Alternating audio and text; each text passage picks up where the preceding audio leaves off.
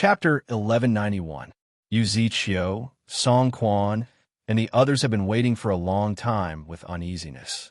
They saw Pang Xiao and Ji Ziyu leading the brave tiger army, dressed in black battle jackets, coming in line. The oppressive feeling of the army in front of them, the fluttering banners, shocked the crowd of civil officials so much that fear rose from the bottom of their hearts. Perhaps these people had at most seen people being killed, but they had never seen the cruelty of a real battlefield, let alone facing a powerful opponent in a situation where they had no power to resist. It was an oppressive feeling that made one unable to resist at all. Wang Yi, Duke. Everyone called out in unison and knelt down to pay their respects again. Pang Xiao and Qin Yining rode on the same horse. He reined in his horse and carefully protected Qin Yining with one hand, afraid that something would happen to her. His gentle and considerate actions were in stark contrast to his tone. Lead the way. Yes. No one dared to say anything more. Yu Ziqiu and the others immediately got up and headed into the city. The city gates were wide open, but there were no citizens on the streets. Occasionally, they would encounter people from the warden's office or the Jingji Guard. When they saw Pang Xiao and Ji Ziyu leading 5,000 soldiers into the city, these people carefully hid in a corner, not daring to show any signs of threat. The 5,000 troops formed a long line and passed through the streets of the capital. No one made a noise, but their footsteps were orderly, creating a great deterrent. Many commoners were gathered together in their families. When they heard the unusual silence in the city, they were scared out of their wits. Who would have thought that after the silence, there would be uniform footsteps? Everyone was so nervous that they shrunk their necks and began to pray in a low voice. Some of the braver ones peeked through the cracks in their doors and saw the figures of Pang Xiao's Shuai army passing by. The Tiger Army was made up of stalwart men who had just come back from the Titan battlefield. Their bodies still carried the smell of the north wind and the blood of battle. That kind of awe-inspiring aura that belonged to the border army was not something that the young masters in the capital could compare to. The commoners were stunned, but they still had some confidence in their hearts. In any case, Pang Xiao had specially sent a letter to the city. As long as the commoners stayed at home, Wang Yu would definitely not let anyone disturb them. Now it seemed that the Tiger Army was just marching. They didn't burn, kill, and loot as everyone was worried about. This was really a relief. When the troops arrived at the palace gates, the Imperial Guards and Capital Guards had already ordered the gates to be opened. Yu Ziqiu, Song Quan, and the other officials immediately invited Pang Xiao and his troops into the palace. Pang Xiao nodded to Mu Jinghu, who was following behind him. Then, he exchanged a look with Ji Ziyu, and each of them gave a few orders to their subordinates.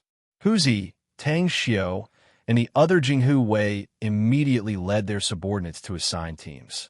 The 5,000 Tiger Army troops were divided into several teams and quickly rushed into the palace to occupy important positions. When they saw the Tiger Army enter, the palace guards and palace servants didn't resist at all. They all put down their weapons and quietly allowed themselves to be detained. Qin Yining sat in front of Pang Xiao and looked down at the quiet and somber scene at the palace gates. His expression also became somewhat heavy. Looking at this scene, he didn't know whether he should be moved by the success of their plan or by Li Qitian's failure as a person. The principle that water can carry a boat, but it can also capsize, it was proven at this moment. This position wasn't easy to sit in. Wang Yi, it's ready. After about an hour, Huzi and Tang Xiu quickly came out to report. Pang Xiao nodded and jumped off his horse. He opened his arms to receive Qin Yining. However, Qin Yining had already jumped off easily and steadied himself. Pang Xiao shook his head in amusement. Mu Jinghu and Ji Ziyu also got off their horses. Pang Xiao turned around to invite Ji Ziyu. Alon, you first. Ji Ziyu smiled and gestured for Pang Xiao to walk in front. Obviously, he was following his lead. Pang Xiao had no choice but to walk in front. Mu Jinghu was on the left, Ji Ziyu on the right, and Qin Yining behind them. Behind the four of them were Jing Zhe and the other three secret agents. Yu Ziqiu and Song Quan led the rest of the Beiji elders to follow behind Pang Xiao and his party. They lowered their heads and followed them through the palace gates. It was autumn in August. The sun was still as bright as fire during the day. The neat floor tiles were warmed by the midday sun. Even though it was already sunset, one could still feel the warmth of the floor through the thin layer of embroidered shoes. Qin Yining stepped across the floor tiles with a straight back. In front of her was the clear blue sky, red walls, and glazed tiles. Pang Zhao's tall figure was just half a step in front of her. He was so tall and so valiant. However, every few steps he took, he would turn back to look at her, as if he was worried that she would bump into something. Qin Yining's mood gradually changed from the heaviness of witnessing the change of a dynasty to calmness and peace of mind. Perhaps her worries were unnecessary. This man would not disappoint her. The Tiger Army had already taken over guarding the two sides of the road. The group of people arrived in front of the Yangxin Palace Hall amidst the somber atmosphere. There was no one in the spacious square at this time. Looking up, the doors of the hall were tightly shut. There were only two Jinghu Wei standing guard at the entrance. Wooden planks were nailed outside the doors and windows. It was obvious that the people inside could not escape. Upon seeing Pang Xiao, Jinghu Wei bowed respectfully. Yu Ziqiu said, "Wang Yi, the fatuous ruler and his family are here." Seeing Pang Xiao nod, Yu Ziqiu and Song Quan led the rest of the Beiji elders to the side and stood still. Immediately, Jinghu Wei ran in from outside and guarded these people. Qin Yining had just stepped onto the stairs when Pang Xiao turned around and held his hand. Ji Ziyu and Mu Jinghu followed Pang Xiao on the other side. The four of them came to the door of the hall. Pang Xiao ordered, "Open the door." Yes. Immediately, the Tiger Army swarmed forward and found a tool to pry the template off the door. Huzi took a step forward, pushed open the door of the hall, and looked inside cautiously. They were all worried that Li Qitian would rush in with the women and children. But after the sound of a gust of wind, what greeted them was a pungent stench. Something's wrong. Mu Jinghu immediately jumped in front of Pang Xiao and the others and pulled out the flexible sword at his waist. Pang Xiao also immediately shielded Qin Yining behind him. But when they saw the situation in the hall, even Pang Xiao, Ji Ziyu, and Mu Jinghu, who were used to seeing the tragedy of the battlefield, were stunned. Corpses were strewn all over the hall, and blood flowed like a river. The women had been hacked into a bloody mess, and their faces were unrecognizable. Some of them had even been cut into large pieces and thrown away. The stench that filled the air came from the fresh blood and organs. Li Qitian held a dagger in his hand. His hair was messy and his body was covered in blood. His face was bright red, and his facial features could not be seen clearly. At this moment, he was sitting on the dragon throne in the middle and looking down at the incomplete corpses of the Empress Dowager and the Empress beside him with a smile. "Oh my God!" Qin Yining immediately turned around. No matter how strong his heart was, this scene was as uncomfortable as a pool of blood in hell. Jinghu Wei and the Tiger Army, who had rushed over when they heard that the situation was not right, were speechless when they saw this scene. Yu Ziqiu, Song Quan, and the others felt that something was wrong. They could not care less and hurriedly looked over. In the end, what they saw was a sea of blood. They were so frightened that they screamed, "Oh my God!" and a few of the Beiji elders fainted on the spot. Chapter 1192. Qin Yining's face was deathly pale. Her stomach churned, and she almost vomited on the spot. On the way here, she was still thinking about how to talk with Li Qitian and how to deal with Li Qitian's family. She didn't expect that Li Qitian would be so ruthless as to kill his own mother and wife. And he did it in such a cruel way. "You've come." Li Qitian stood up. Bright red blood dripped down the edge of his blade and his robe into the pool of blood, making the sound of dripping water. His footsteps were stiff as he walked over. His eyes were lifeless, and his voice didn't carry much anger. However, the dagger was still tightly gripped in his hand. Why did I have to fall to such a state? I am the son of heaven. I am the ruler of the country. You traitor, I shouldn't have put you in an important position from the beginning. I should have killed you 10 years ago. I should have killed you." Li Qitian suddenly raised his arms and laughed loudly towards the sky. Huzi, Tang Xiao, and the others immediately stepped up from behind him. They neatly removed his weapon and pressed his arms against the ground. The feeling of holding something was really bad. When Li Qitian struggled, his hands were covered in blood, and he felt like he was holding a fish. It was a bit slippery, but the two had no choice but to use a lot more strength. With half of his face pressed against the ground, Li Qitian was still struggling fiercely. He howled like a trapped beast. Rebels and traitors. You let me down. All I did was build a mausoleum for myself. And you saw me, as muddle-headed. All I did was guard against treacherous officials and didn't allow rebels and traitors to bring troops into the capital. And you said I was afraid of loyal officials. You're all blind. You're all stupid. Do you still have me, the Emperor, in your eyes? He shouted himself hoarse, and his voice broke. He vented his dissatisfaction and resentment on his family and concubines, but the blood did not wash away his anger as he had expected. In the end, it turned into a sense of guilt that wrapped around him like vines. The more he struggled to forget, the more he remembered clearly how incredulous his mother was, how his wife begged for mercy, how his personal servant hid and resisted, but was still caught by him. Li Qitian could not roar anymore. His eyes were wide open. He suddenly twisted his neck to look to the left and then to the right. He repeatedly said, "Go away. All of you get lost for Zhen. I am the Emperor. I want to conquer the world." Pang Xiao maintained his posture of keeping Qin Yining behind him for a long time. He looked down at Li Qitian, who seemed to have gone crazy, and sighed silently.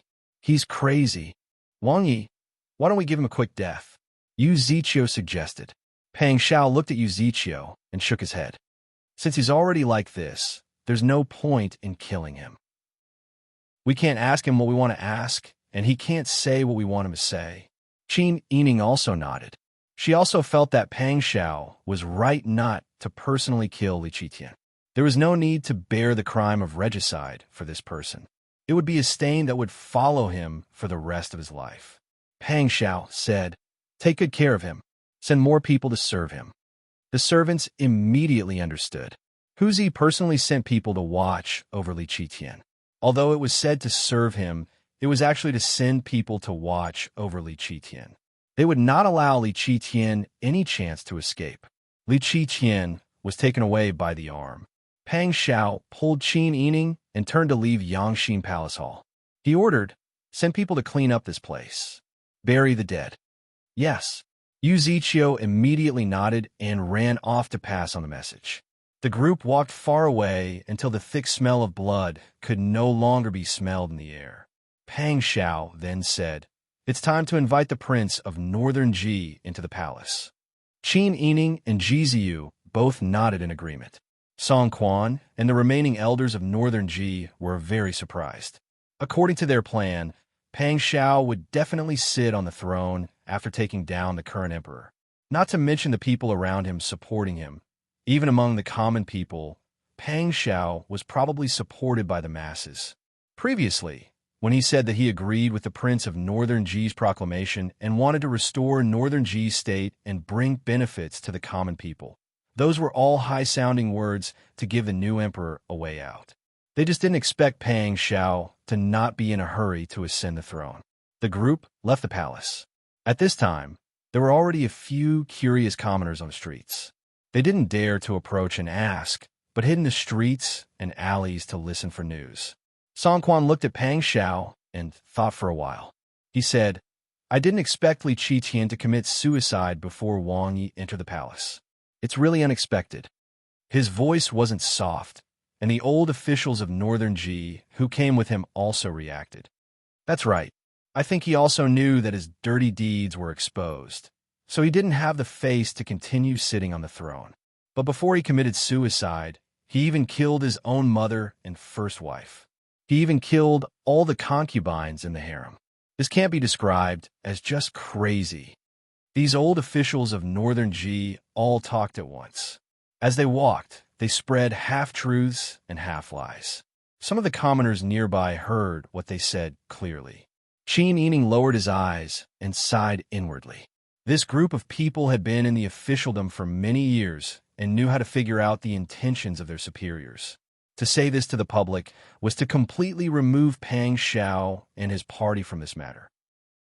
The palace was occupied by the officials who couldn't stand the actions of an incapable ruler. The emperor had committed suicide out of fear. Even the empress dowager, empress, and concubines were killed by the emperor himself. From the beginning to the end, all Pang Xiao did was return to the imperial court and deploy his troops outside the city. He didn't do anything else, but the emperor had already killed him. I didn't expect that he didn't even let off the concubines who had just entered the palace. He killed them all. It's enough to see how cruel that person is. That's right, that's right. Thinking about what he did in the past, he really deserved to end up like this. Many people were already discussing this matter among the commoners.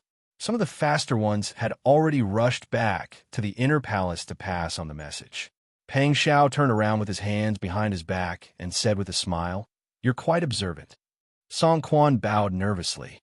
"Wang Yi, this official is just stating the facts." While the group of people were talking in front of the palace gate, a luxurious red carriage came from afar. Pulling the carriage were 4 tall and sturdy horses. Following behind the carriage were 10 bodyguards and 10 sturdy servants.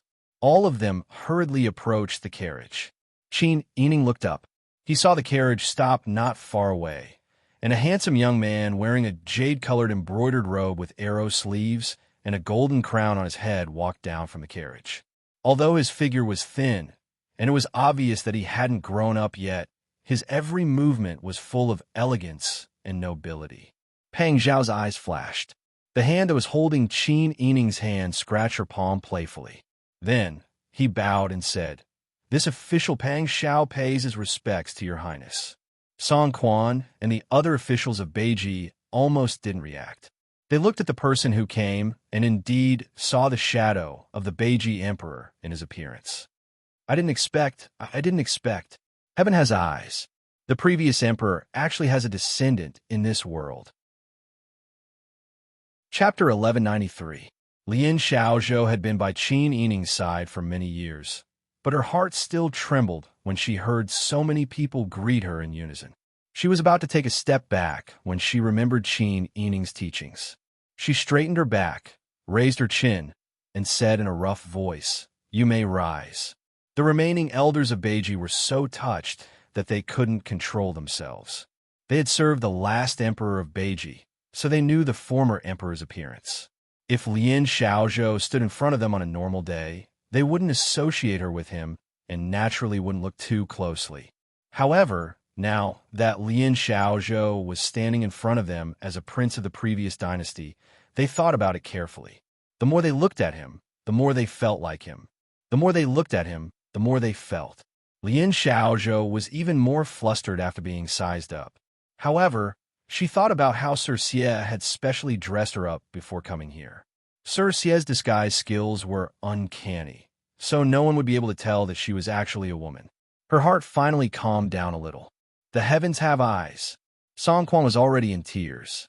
He clutched his chest and said, "Now that Beiji is prosperous, they must have forgotten." That's right, that's right. The remaining elders of Beiji behind him nodded obediently. Since Prince Zhongshuan said that he wanted to recognize the Beiji dynasty, they would definitely listen to Prince Zhongshuan. As for whether this prince was real or fake, whether it was Prince Zhongshuan's arrangement, or whether it was someone who wanted to help Wang Yi ascend the throne, it had nothing to do with them. They had just witnessed the tragedy of the extermination in the palace. No one wanted their own family to become like that. Loyal and patriotic? What a joke. They were afraid that they would lose their lives to meddle in other people's affairs. Naturally, they wanted to protect themselves so that they could continue to find a way out for the country. Everyone understood and immediately turned to ask for instructions from Pang Xiao and Ji Ziyu. "Wang Yi, Duke, this official will order people to clean up the palace and invite His Highness to move in." Pang Xiao nodded slightly. "That's fine." Lian Xiaozhou was a little flustered and couldn't help but look at Qin Yining. Qin Yining smiled at her comfortingly from behind and nodded slightly. Only then did she relax and say in a deep voice, "Since that's the case, I'll have to trouble you all. Don't worry about it. Don't worry about it. It's my duty. When the officials heard the little prince's voice, which had not yet changed, they couldn't help but think that if this person ascended to the throne in the future, based on their current observation, he probably wouldn't be able to control any state affairs. Would he? After all, it didn't look like it was fully grown. In the future, there would probably be a regent in the imperial court. Therefore, it was clear at a glance who was more important and who needed to be treated with caution.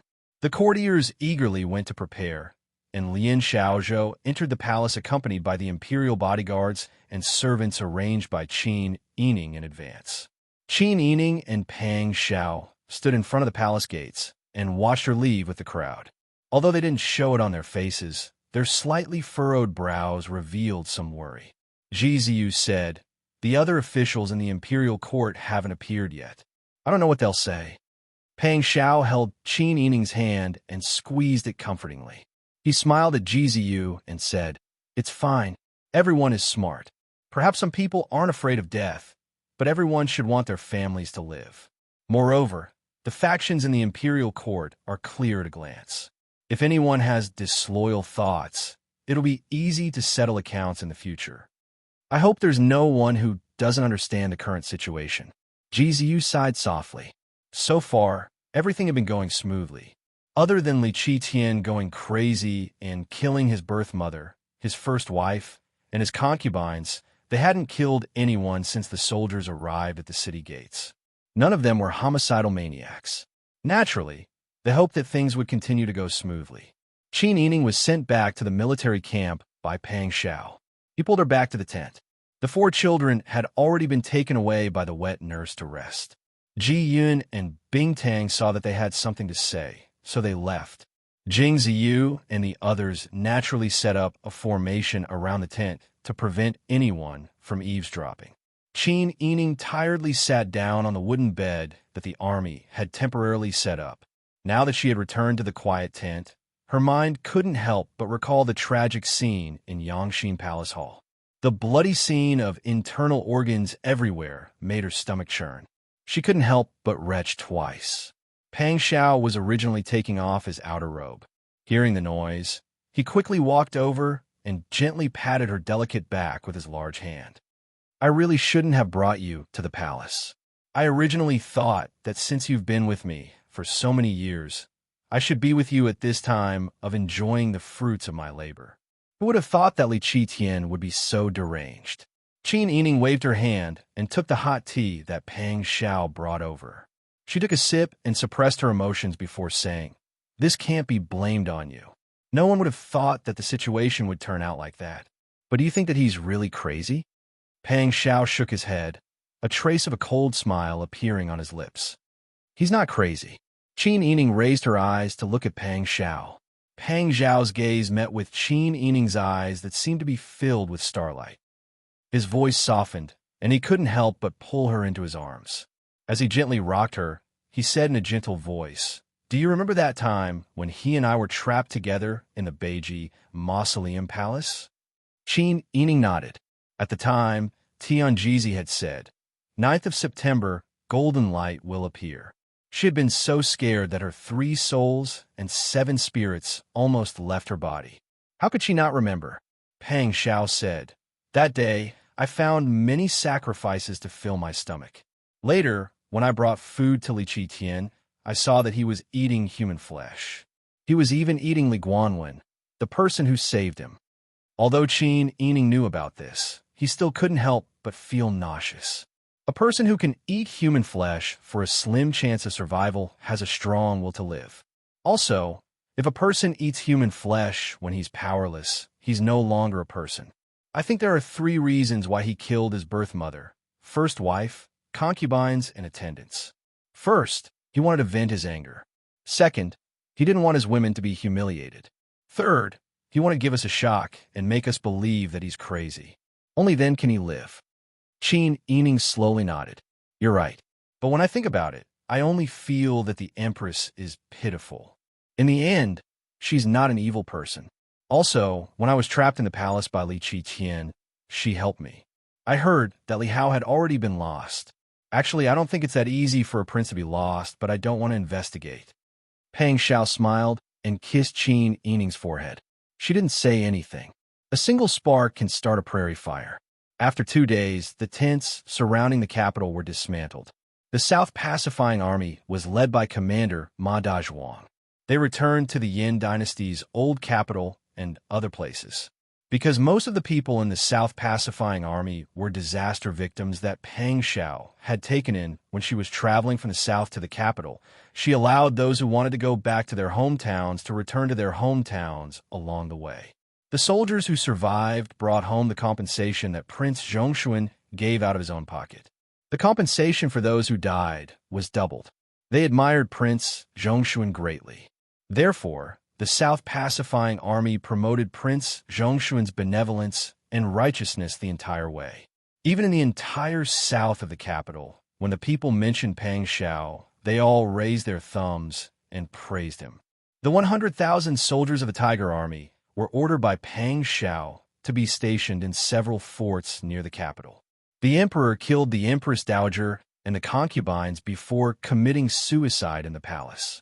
The prince of the previous dynasty, Zhou Yin, returned to the palace and received the support of more than half of the ministers in the court. Even Prince Zhongshuan and Duke Dinghua, who held a large number of troops, bowed to Prince Zhou Yin. The coronation ceremony was set to be held on the 10th of December. Such news quickly spread throughout the country. When the various states received the news, they naturally had all sorts of thoughts. Some agreed, while others doubted. However, the north had the Dragon Legion Corps, the capital had the Tiger Army, and the south had the South Pacifying Army. Among the people, there were also the disaster victims that Pang Xiao had saved and the South Pacifying Army soldiers released by the army. With that, not only was there no need to worry about public opinion, even if there were a few people who were unconvinced under the eyes of the army, who would dare say no. When it was the middle of the 12th month, the various states all expressed their approval and support for the restoration of the Northern Ji dynasty title. Qin Yining brought the children to live a leisurely and carefree life. They no longer had to worry about whether Pang Xiao would be in danger on the battlefield. In addition, Qin Huaiyuan had already asked Liao Zhibing to bring back the relatives. Counting the days, they should be arriving soon. Qin Yining's mood was even better. He bathed in happiness every day. Even his face was rosier than before, and he finally became more plump. Mother, look, a big snowball. Brother Han was wearing a thick cotton-padded jacket, deerskin boots, and a warm hat. His fair little face and small hands were red from the cold, but he was not afraid of the cold. He ran to Qin Yining with a big snowball the size of cantaloupe, leaving a trail of footprints on the snow. Good boy, Mother saw it. Slow down, don't fall. Mother, look. On the other side of the snow, Zhaoge was lying on the ground with his limbs spread wide open, forming a small human figure. Mother, look. Get up quickly. Be careful not to catch a cold. Qin Yining was so worried that his heart was broken. He pulled Zhaoge up and patted the snow off his body.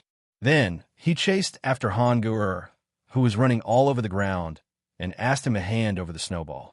Zhaoge also chased after him like crazy. Han Gu was very happy to be chased.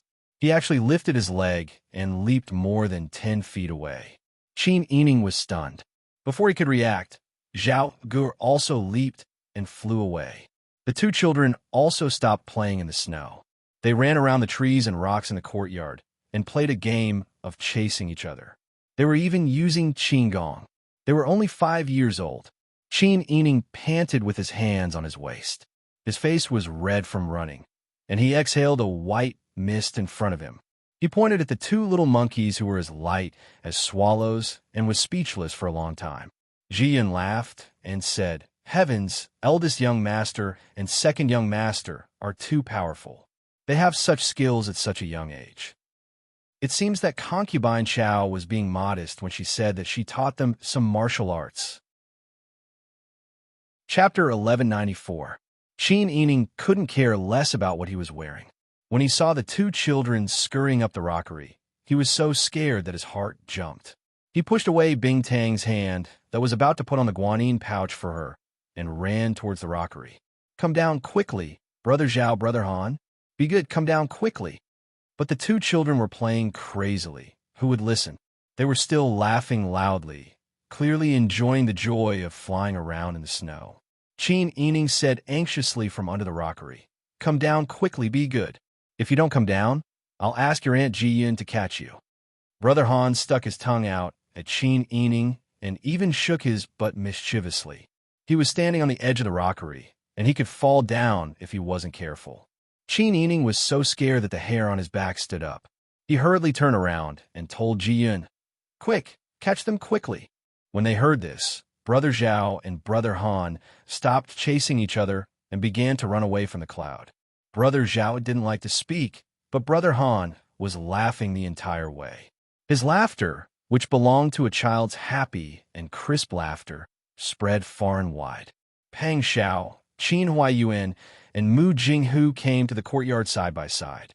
They saw Qin Yining anxiously stomping his feet and Ji Yun chasing the two naughty children all over the courtyard. Qin Huaiyuan couldn't help laughing when he saw this. Meanwhile, Pang Xiao leaped onto it.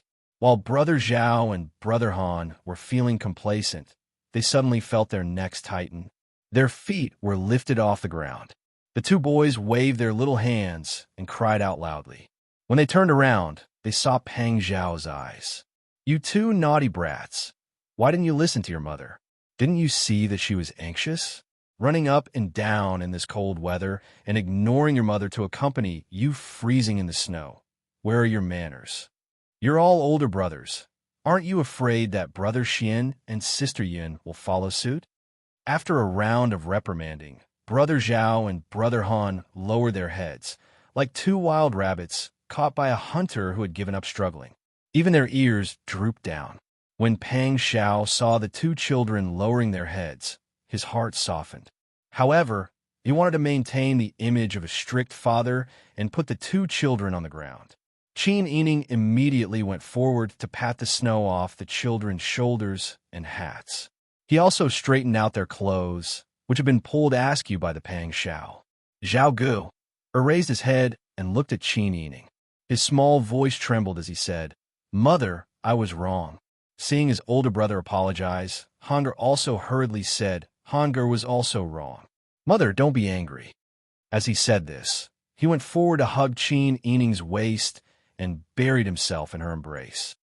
Qin Yining hugged Brother Zhao and Brother Han and said helplessly, "Don't do it again. Otherwise, Mother will really punish you." "Yes." The two brothers happily agreed. Qin Huaiyuan came forward with his hands clasped behind his back. "In a moment, you two will start copying the filial piety. Everyone will copy it once and show it to me the day after tomorrow." Han Gu raised his head and screamed, "Grandfather, Mother already said we won't be punished." "Your mother said we won't be punished, but when did Grandfather ever say we won't be punished?" The two children immediately wilted. For a moment of fun, the two of you ignored your mother's worries and your own safety. "I'm afraid you've forgotten all the things I taught you about filial piety." Hange was immediately unconvinced and wanted to refute, but Zhao Gu grabbed his small hand. "We know we were wrong." He understood his grandfather's temper too well. The more he quibbled, the heavier the punishment. Big Bro Han also thought of this and didn't say anything else. The two children dejectedly held hands and went to copy the filial piety scriptures. Qin Yining watched them walk away and couldn't help but laugh. Father still has a way. The two of them are very naughty. Han Gu is very smart, but Zhao Gu is even smarter than his younger brother. He just doesn't like to say it out loud. Qin Huaiyuan's eyes were full of love when he spoke of his two grandsons. Pang Xiao said gratefully, "It's all thanks to father-in-law that Sister E and I didn't have the chance to take care of them. If it weren't for father-in-law's guidance, I don't know what these two children would have grown up to be." Qin Huaiyuan was well-read and outstanding in strategizing. He had experienced ups and downs in the officialdom for most of his life, so he naturally had his own principles when it came to dealing with people. How could the children he brought up be wrong in the future? Pang Xiao was extremely grateful to Qin Huaiyuan. He was grateful that he had open-mindedly created the conditions to betroth Qin Yining to him that day. He was grateful for his support over the years, both in the open and in the dark. He was even more grateful that he had taken care of his family and children so well. Although Qin Huayuan was his father-in-law, in his heart, he had long worshipped and respected his father-in-law, as if he were his biological father. As they chatted, they returned to the room. The maidservants served hot tea and snacks, and they all ate some to warm up. Qin Yining then said, "Mother, grandmother, and the others should be arriving soon, right?" "Soon," Pang Xiao said with a smile. "I've already sent people to welcome them. They should arrive in the capital in these 2 days." Qin Yining slowly looked forward to it. "I haven't seen Mother in a long time. There's also grandmother and maternal grandmother. I don't know if they'll be coming. It's really hard for them to come all the way from Xia." Qin Huayuan said with a smile, "Your grandmother can't come out. It's because she's old and can't withstand the torment. Your maternal grandmother's health is actually not good, but with her personality, she will definitely come to see you after such a big matter. Moreover, with your mother's temperament, your maternal grandmother won't be at ease. As for your maternal grandmother and mother-in-law, they will also be coming back for Jishi." Qin Yining thought about it and nodded with a smile. "It's been so long since we've been separated. I really miss them. In the past, I had no choice but to send them away for their safety. Now that we can finally live a peaceful life, it's naturally better for the family to gather together." Pang Xiao also nodded. "That's right, we'll be living a good life soon. It'll be good for the family to be together."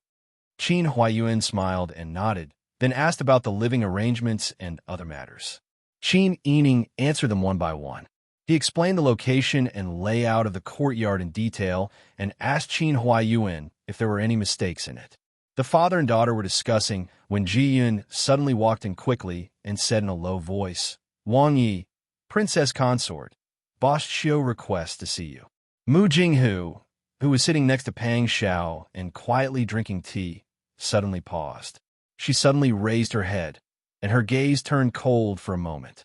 She immediately put down her teacup, stood up, and said, "Jishi, I'm going out for a walk." Without waiting for Mu Jinghu to take a step, Pang Xiao pushed him back to his seat. "Don't go, why are you leaving now? Boss Xiu supported the army in order to appease you. She wrote letter after letter of apology, but you're not moved at all. All of us are anxious for you. She didn't harm you and even gave birth to Brother Yin for you. Are you really going to disown your son and wife? But she used you. That's because we're in different positions. Moreover, she didn't really harm me. If you really don't want your wife and son because of this, then what do you want me and Sister Yi to do?" "That's right." Qin Yining also nodded. Qin Huayuan shook his head and sighed. "You two can sleep on the same pillow for 100 years. With such fate, it's best not to miss it. Young Master Mu, everything is just a fleeting cloud. You have to know how to cherish her." Mu Jinghu hesitated when he heard this. Chapter 1195. Ji Yun and Bing Tang stood on either side of the door to welcome them. Bing Tang lifted the bright red bamboo curtain. The air conditioner outside the door was hit by the hot air inside the house, and there was a dense white fog in front of the door. The cold air was close to the ground, and a thin layer of frost hung on the red carpet and quickly melted. A pair of small tiger-head, cotton-padded shoes stepped on the carpet. Looking up, it was a chubby little boy wearing a gorilla red brocade jacket and a white rabbit fur hat. Perhaps he was afraid of strangers. He stood at the door and did not dare to take a step forward. He looked around with his big eyes and found that the environment was completely unfamiliar. He opened his mouth and was about to cry. At this time, a pair of hands gently pinched his cheeks. Qiu Feishan was wearing a dark blue jacket with narrow sleeves and a white horse-face skirt. She was wearing a yang fei-colored vest with white rabbit fur. Her long hair was tied up in a simple bun and fixed with a golden flower hairpin. Qiu Feishan held her son's hand and looked up at the few people in the floor-to-ceiling shelter. She smiled slightly. She was dressed in women's clothes and had a soft figure. When she bent down to hold the child's hand and looked up with a smile, Mu Jinghu's heart skipped a beat. Qin Yining quickly came out to greet her. "You're here. It's cold today, and it's snowing. Why didn't you tell me? I could have picked you up. What if Brother Yin got cold?" "It's okay. I was careful when I came." Qiu Feishan bent down and took Brother Yan's finger that was in his mouth. "Brother Yin, what do you want to say when you see your Aunt Qin?"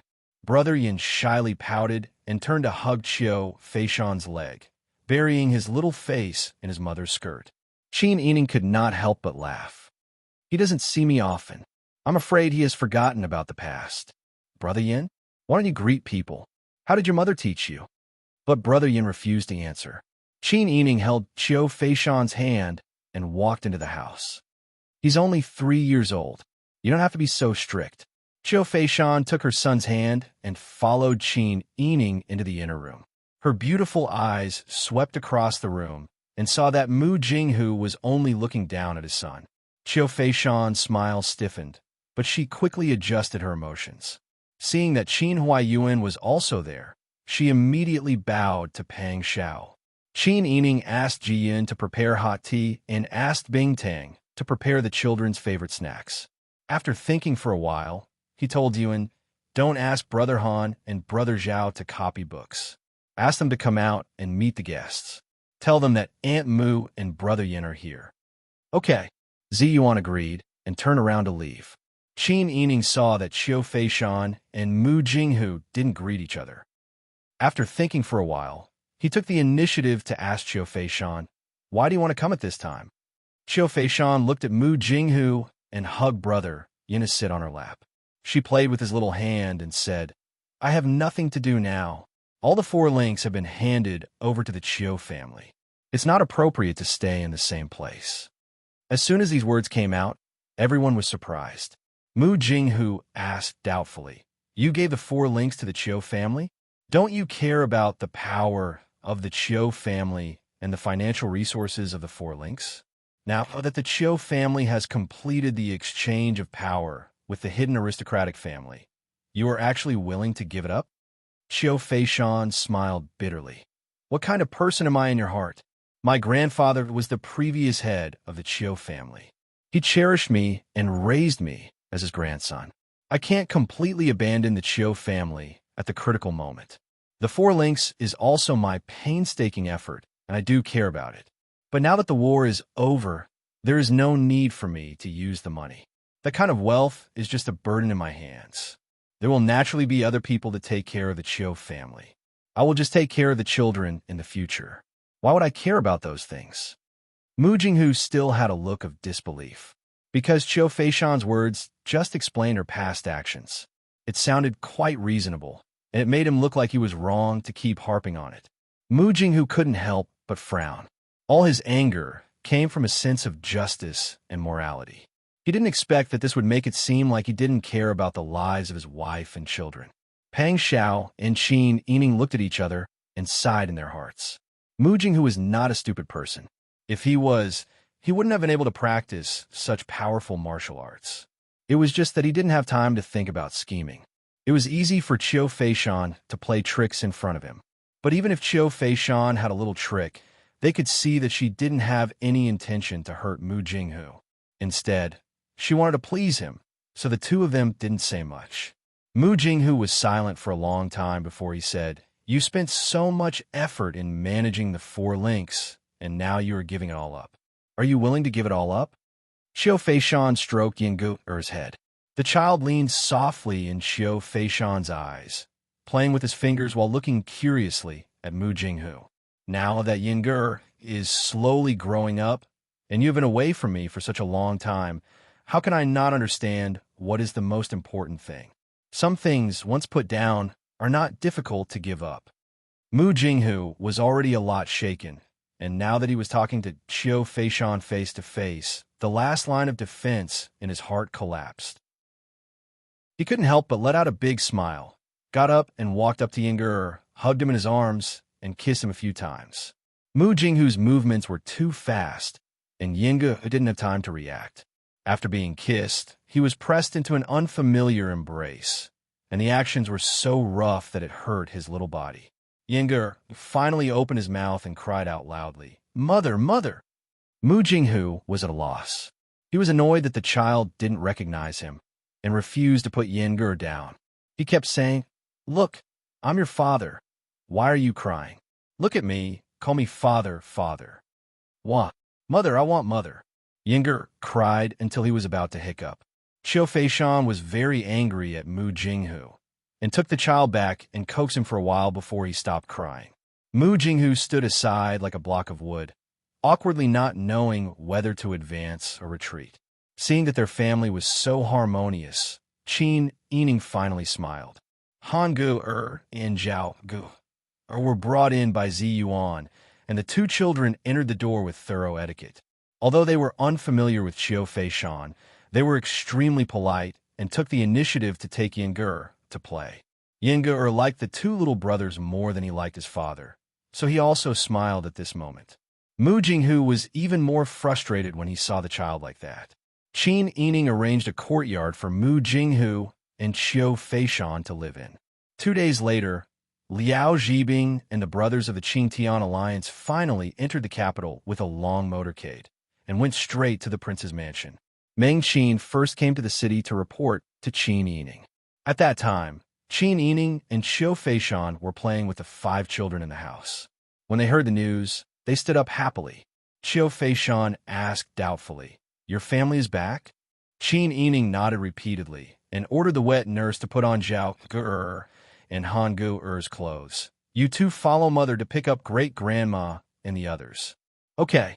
The 2 children were very happy, and after putting on the clothes, they hurriedly ran out together. Qiu Feishan thought about it carefully and understood everything.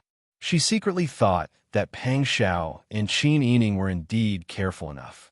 It turned out that the previous escape plan had deceived everyone. Qin Yining temporarily bid farewell to Qiu Feishan, put on his cloak, and went out with his people. Out of the Chihuahua gate, through the corridor, and quickly into the outer courtyard, they met Pang Xiao, Qin Huayuan, and Mu Jinghu, who were also walking out quickly. Everyone went to the door together, and the carriages slowly stopped. Liao Zhibing jumped off the horse and ordered the coachman with the people of the Qingtian alliance. When the footstool was put down, several people came down from the carriages one after another. The first ones to come down were the Sun clan and Madame Zhang. Without waiting for Qin Yining to speak, Zhao Gu and Han Gu had already rushed over and hugged each other's legs. "Grandmother, great-grandmother! Ah, good children!" The Sun clan and Madame Zhang were very happy, and when they saw Qin Yining quickly walking over, their eyes were a little wet. "Sister grandmother, mother." Qin Yining came forward and hugged the two, and couldn't help but sob. At this time, Madame Ma and Yao Chengu got off the carriage, and the Yao clan also stood beside Madame Ma. When they saw Qin Yining, the Sun clan, and Madame Zhang hugging each other and crying, the 3 of them also felt a little emotional. Madame Ma and Yao clan's eyes were slightly hot, and Yao Chengu shook his head and sighed. Pang Xiao had already come forward to greet them. "Grandmother, you've had a hard journey." Qin Yining also wiped her tears politely and bowed to Yao Chengu. "Old master, old madam, grandmother, greetings." Madame Ma supported Qin Yining with both hands and didn't care about the awkwardness on Yao Chengu and Yao clan's faces. She pulled her to the side and looked at her from head to toe. "I heard from Mr. Liao along the way that little E has suffered. It's not that hard, but fortunately, the hard times are over and the good times are coming." Qin Yining held Madame Ma's hand and said with a smile, "Grandmother, Sister E and Brother Xian are still young, and it's too cold outside, so I didn't ask anyone to announce them. You'll see them later." Good. Dai Fu is blessed to have a pair of children, Brother Zhao and Brother Han. Now, he has a pair of fraternal twins. Brother Zhao and Brother Han had already rushed over and surrounded Madame Ma, calling her great-grandmother. After greeting each other happily, the whole family returned to the manor hand in hand. Qin Yining didn't see second uncle and third uncle's family, so she was a little disappointed. She held the Sun clan's arm and whispered, "Mother, how's old Madam's health?" "Not very good. Old Madam is old. She's been through a lot of ups and downs, and now she's exhausted. Now that Sister Hui is by her side, and old Madam has feelings for that child, she's in a better mood, and her body looks stronger. Your second uncle, third uncle, and your cousin all have their own duties in Xie, so we didn't dare to all come out. We were afraid that the situation would change when we returned, so after some discussion, only the 3 of us came out." Qin Yining nodded in understanding. Xie was such a large place, and there were many indigenous people in it. Qin Huaiyuan must have spent a lot of effort to take all of it for their own use, so they naturally couldn't leave it all to others. Chapter 1196. Qin Yining was immersed in the joy of reunion. He kept chatting with the Sun Clan all the way, so he didn't notice that the Sun Clan was a little hesitant.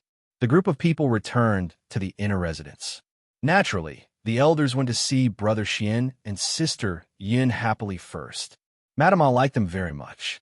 Madame Zheng and the Sun Clan teased the children together. Yao Clan stood outside the crowd with her hands crossed. She just stretched her neck and looked curiously at them. Then she turned back and pulled Pang Xiao aside to talk. Son, I heard that you were fighting with the Tatars. I was so anxious. Your grandparents were so worried that they couldn't sleep and eat all day. Now you won the battle, and the emperor committed suicide. Who has the final say in the world? Can you, Madame Dowager? Pang Xiao interrupted Yao Clan and said with a smile, You are tired. Don't worry about these trivial things. Hearing this, Yao Clan's face changed immediately. She couldn't help raising her voice. I haven't seen you for so long. You still don't want to call me mother? Can't you figure out who is the closest person to you after such a long time? Madame Dowager, you must be joking. We are such a rich family, and you have a noble status. We don't want to call you mother. Look at other rich families. Which one of them doesn't call you mother according to your status? You are Madame Dowager. She looked at Yao Qinggu, who frowned. You are old master. My grandmother is Madame Dowager. But my grandmother is free and easy. She has never cared about status. Naturally, I still call her grandmother. I don't care, Yao Clan shouted. Pang Xiao looked at her in confusion. You don't care? Really? Yao Clan thought of her complacency on the way back to the capital. If Pang Xiao usurped the power of Li Qitian, she would be the Empress Dowager. At that time, she would be rich and noble. She would have the final say in the harem. Wouldn't she wake up from her dream with a smile? Now facing Pang Xiao's suspicious eyes, Yao Clan couldn't say that she didn't care. She knew her son too well. Pang Xiao was not a person who could be fooled. If she lied, it would only deepen her son's hatred of her. Yao Shi only turned around and said, All right, whatever you say. Is that okay? Her tone was full of tolerance for ignorant children. Pang Xiao smiled and didn't talk with the Yao Clan and Yao Qinggu anymore. Yao Shi held her breath, but she was also afraid that others would see her embarrassed state and lose face. She could only suppress her anger and complain to Yao Qinggu in a low voice. Father, look at what he's like. He's only thinking about outsiders. He doesn't even know who his mother is. I don't know what that little vixen of the Qin clan said to him. Yao Qinggu frowned and reprimanded. You still don't know how to restrain yourself? It doesn't matter if the Qin clan is right or wrong. Dai Fu likes her. She did give birth to children. But Zhao Gu and Han Gu are suspicious. Xian Gu is your grandson, and Yin Gu is your granddaughter. He lowered his voice and said, Don't forget, if Dai Fu can become the emperor, she will be the empress. So what? So what if she is the empress? When Dai Fu becomes the emperor, will he only like her? She will be old and withered, right? Besides, Dai Fu can have many empresses and concubines, but I am the only Empress Dowager. Is that so? Yao Qinggu sneered. Then wait and see. There's only one Empress Dowager. But the Empress Dowager and the concubines are the same. You can have them all. Yao Clan's heart skipped a beat. She looked at Yao Qinggu in disbelief and whispered, Father, it can't be, you little girl. If you don't believe me, just wait and see. Yao Qinggu flung his sleeves and turned to sit down. Yao Clan's heart was nervous. Happiness was in front of her. She couldn't miss it just because she didn't like the Qin clan. Anyway, there was still a long way to go, as long as she could stand firm. So what if she was the empress? She still had to respect her mother-in-law. Thinking of this, Yao Clan's heart was filled with anticipation that Pang Xiao could become the emperor. However, something that disappointed her happened very quickly. After coming out of the desert, the Yao clan put on airs and didn't interact much with the people below. Therefore, Yao clan had no idea about the changes in the court. On the 10th day of the 12th lunar month, Prince Zhou Lian of Beiji ascended the throne and announced to the world that the country was still called Beiji and the era was called New Beginning. The Zhou, who had been powerful for 10 years, was just a flash in the pan in history.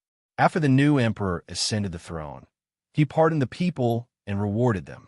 Li Qiqian, who was imprisoned in a secret room in the palace, found out that the new emperor was Zhou Lian. He stared blankly for a long time and didn't come back to his senses. Pang Zhishi didn't want to be the emperor himself. This wasn't in line with his style at all. But he was a madman now. A madman wouldn't care about these things. Li Qiqian was full of doubts, but couldn't show it. He lost weight in a few days. Like Li Qiqian, the Yao clan also lost weight. Originally, she came with a happy heart. She only thought that she was going to be the Empress Dowager. In the future, she would be the most honorable woman in the world. She could forget about the suffering she suffered in the early years because she had enough to make all the women envious. But now the duck in her mouth flew away. Even if she was Wang Ye's mother, how could it be more honorable than being the Empress Dowager? The Yao clan didn't eat for a few days. When she saw Qin Yining playing with the children and heard them laughing and playing, she panicked. Naturally, she didn't have a good expression. Madame Ma didn't care about this. She saw the Yao clan's gloomy faces several times and directly scolded them away. If you're unhappy, don't come out and be an eyesore. Go back and lie down. The Yao clan was really afraid of Madame Ma's slaps and salves, so they could only go back. The subtle atmosphere in the family lasted until the 21st of the 12th lunar month. No one expected that the new emperor, who had just ascended the throne for 10 days, would announce to the world that he was going to abdicate Prince Zhongshuan before the end of the year.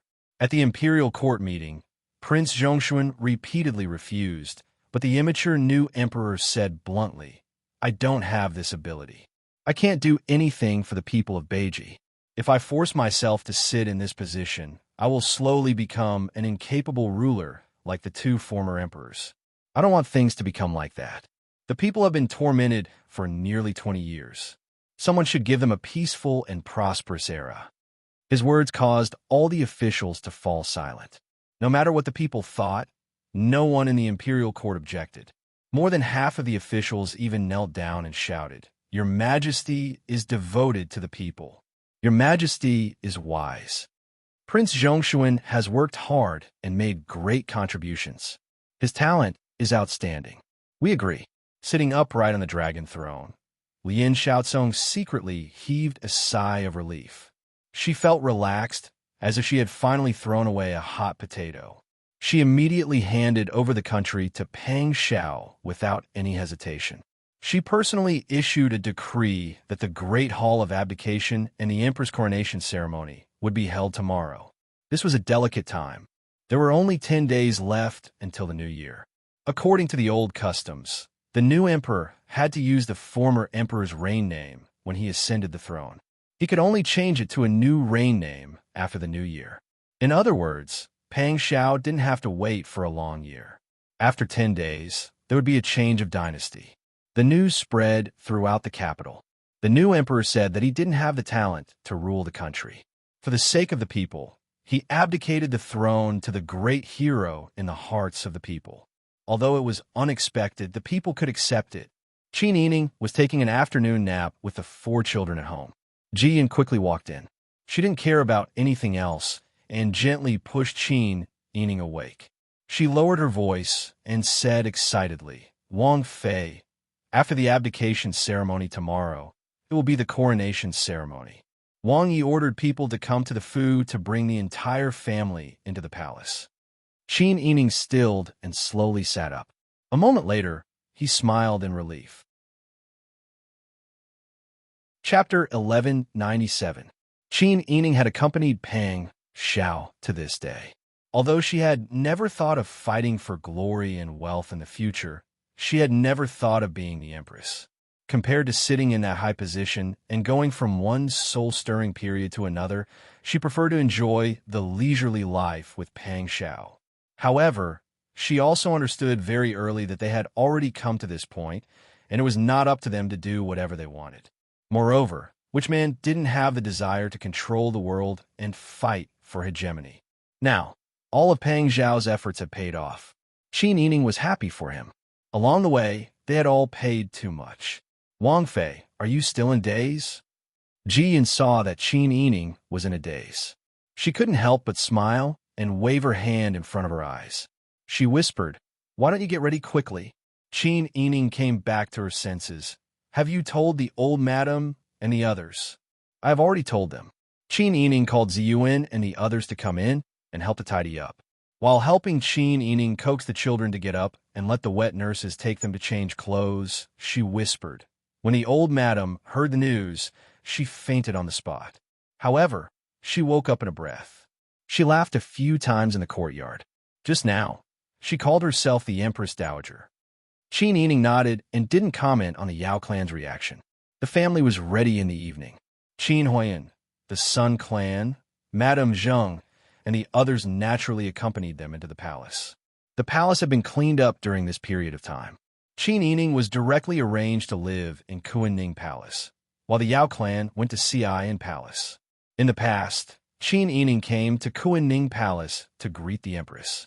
Now, things had changed, but Kuanning Palace was still the same as before. It was richly decorated. Living in a brand new place, Qin Yining could not help but frown slightly. Even though he had accepted reality, the resistance in his heart was not something he could completely let go of in a short period of time. Qin Huaiyuan and his entourage were placed in the side chamber of the Palace of Earthly Tranquility. The palace servants were all very cautious. They bent their backs and worked quickly and efficiently, not daring to take the initiative to come forward and talk. Qin Huayan, the Sun clan, and Chao Yuqing went to the main hall after settling down. Ji Yun, Bing Tang, Ziwen, and Smile were all instructing the palace maids to do things. The room was obviously a little noisy, but Qin Yining, who was sitting next to the main seat, looked thin and lonely. Qin Huaiyuan paused in his steps. Chao Yuqing also frowned worriedly. The Sun clan did not think too much. She looked around and said, "Sister Yi, this palace is too big. I don't know if it will be lonely in the future." Qin Yining was startled by the Sun clan's words. He quickly stood up with a smile and took the Sun clan's hand. "Mother is here." When she saw Qin Huaiyuan and Chao Yuqing, she bowed and said, "I was distracted just now. I didn't notice." The palace servants in the room immediately became nervous. They were afraid that the new empress, who would take office tomorrow, would blame them for not reporting in time.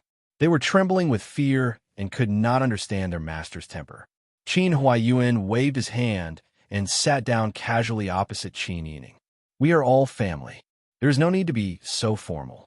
Qin Yining asked the family to sit down and asked Ji Yun to prepare hot tea. "Where are the children?" The Sun clan took a sip of the tea and savored the taste. "Why do I feel that the tea in the palace is better than the tea at home? The wet nurse is taking care of the children." Qin Yining couldn't help but laugh. "That is the tea we brought from the prince's estate." The Sun clan did not believe in heresy. She took another sip and smacked her lips. "Maybe it's because of the difference in mood. My son is going to be the empress.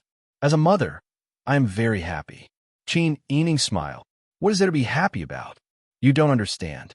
Isn't this the highest honor in a woman's life?" Qin Yining was startled and then smiled. The Sun clan was right. Which woman in the world would think that the empress was not honorable? Women were inseparable from the fate of marriage. After marriage, they would fight in the inner residence. At most, they could make their own decisions in the family. Perhaps she really was envied by others now. Seeing that Qin Yining was not in high spirits, Qin Huaiyuan smiled and said, "Tomorrow is the abdication ceremony. Have you thought about how to deal with some people and matters in the future?" The Sun clan did not understand. They knew that the men were talking about serious matters, so they did not say anything. Qin Yining immediately understood who Qin Huaiyuan was talking about. After Zhou Lian abdicated, what would this prince of the previous dynasty do? Qin Yining's jade-like fingertips lightly looked at the black lacquered Polonia wood table. He slowly made some calculations in his mind. The family ate dinner in Kuanning Palace.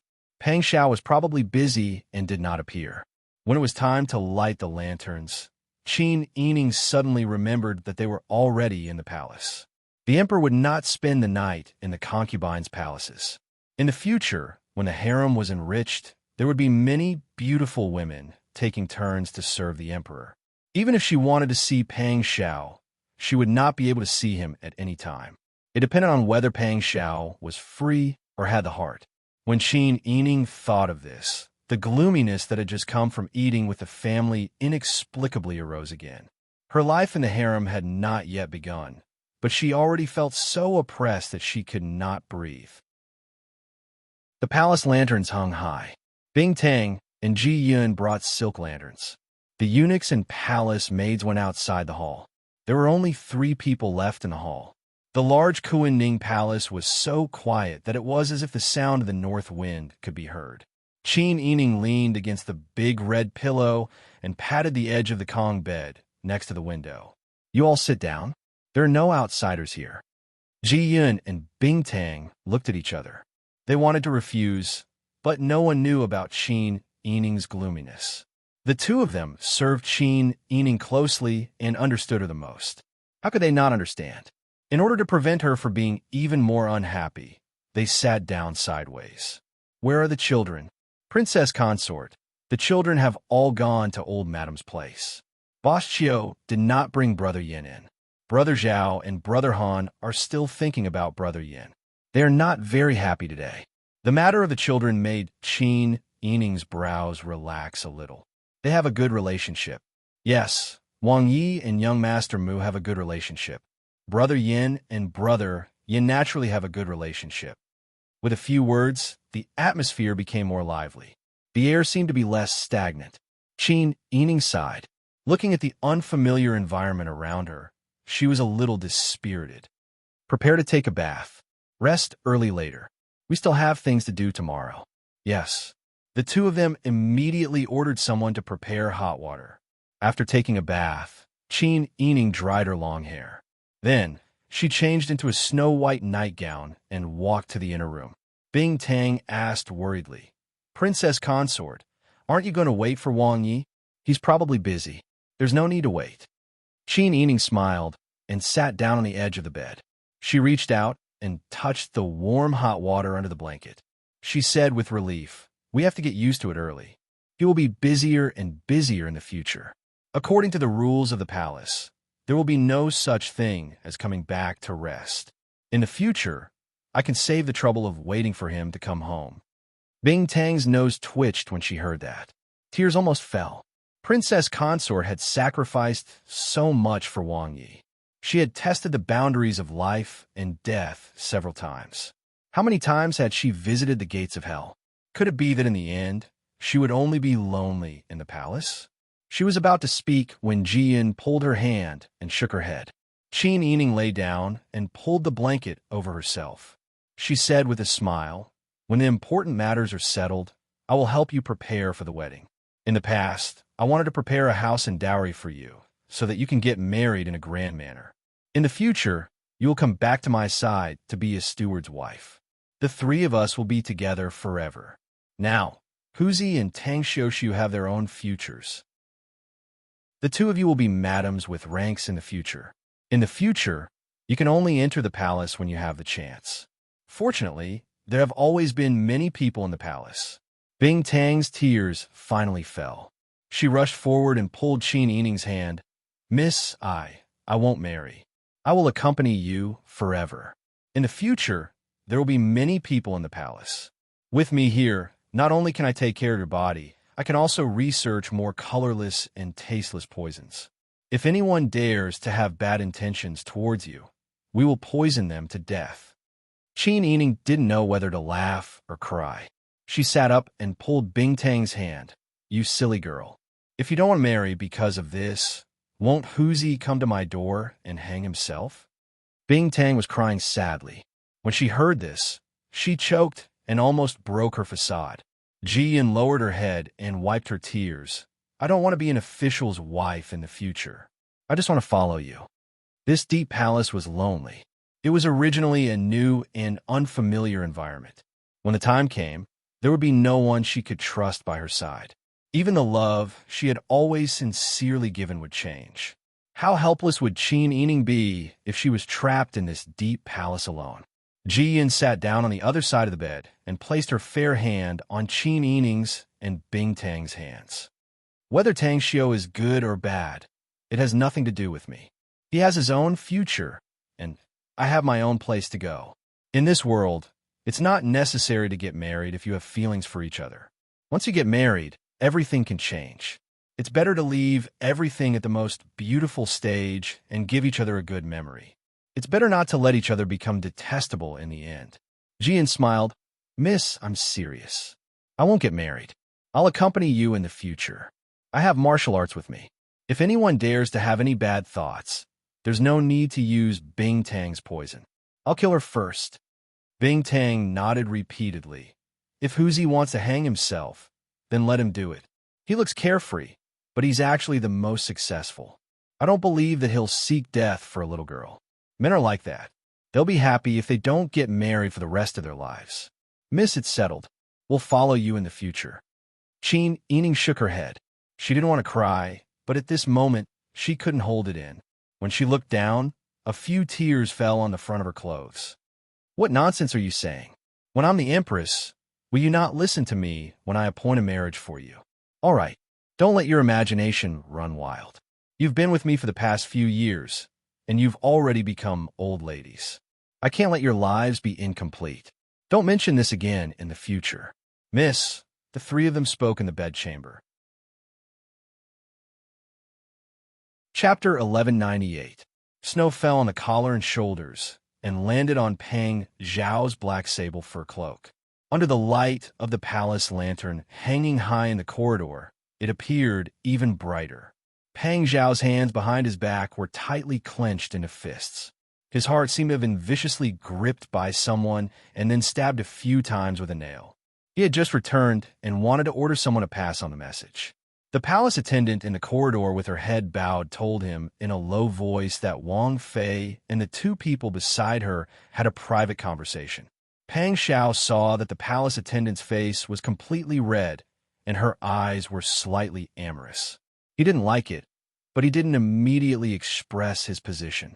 He wanted to wait for Qin Yining, Ji Yun, and Bing Tang to finish talking before going in. Who would have thought that his extraordinary senses allowed him to hear the faint sounds of talking and sobbing in the inner hall?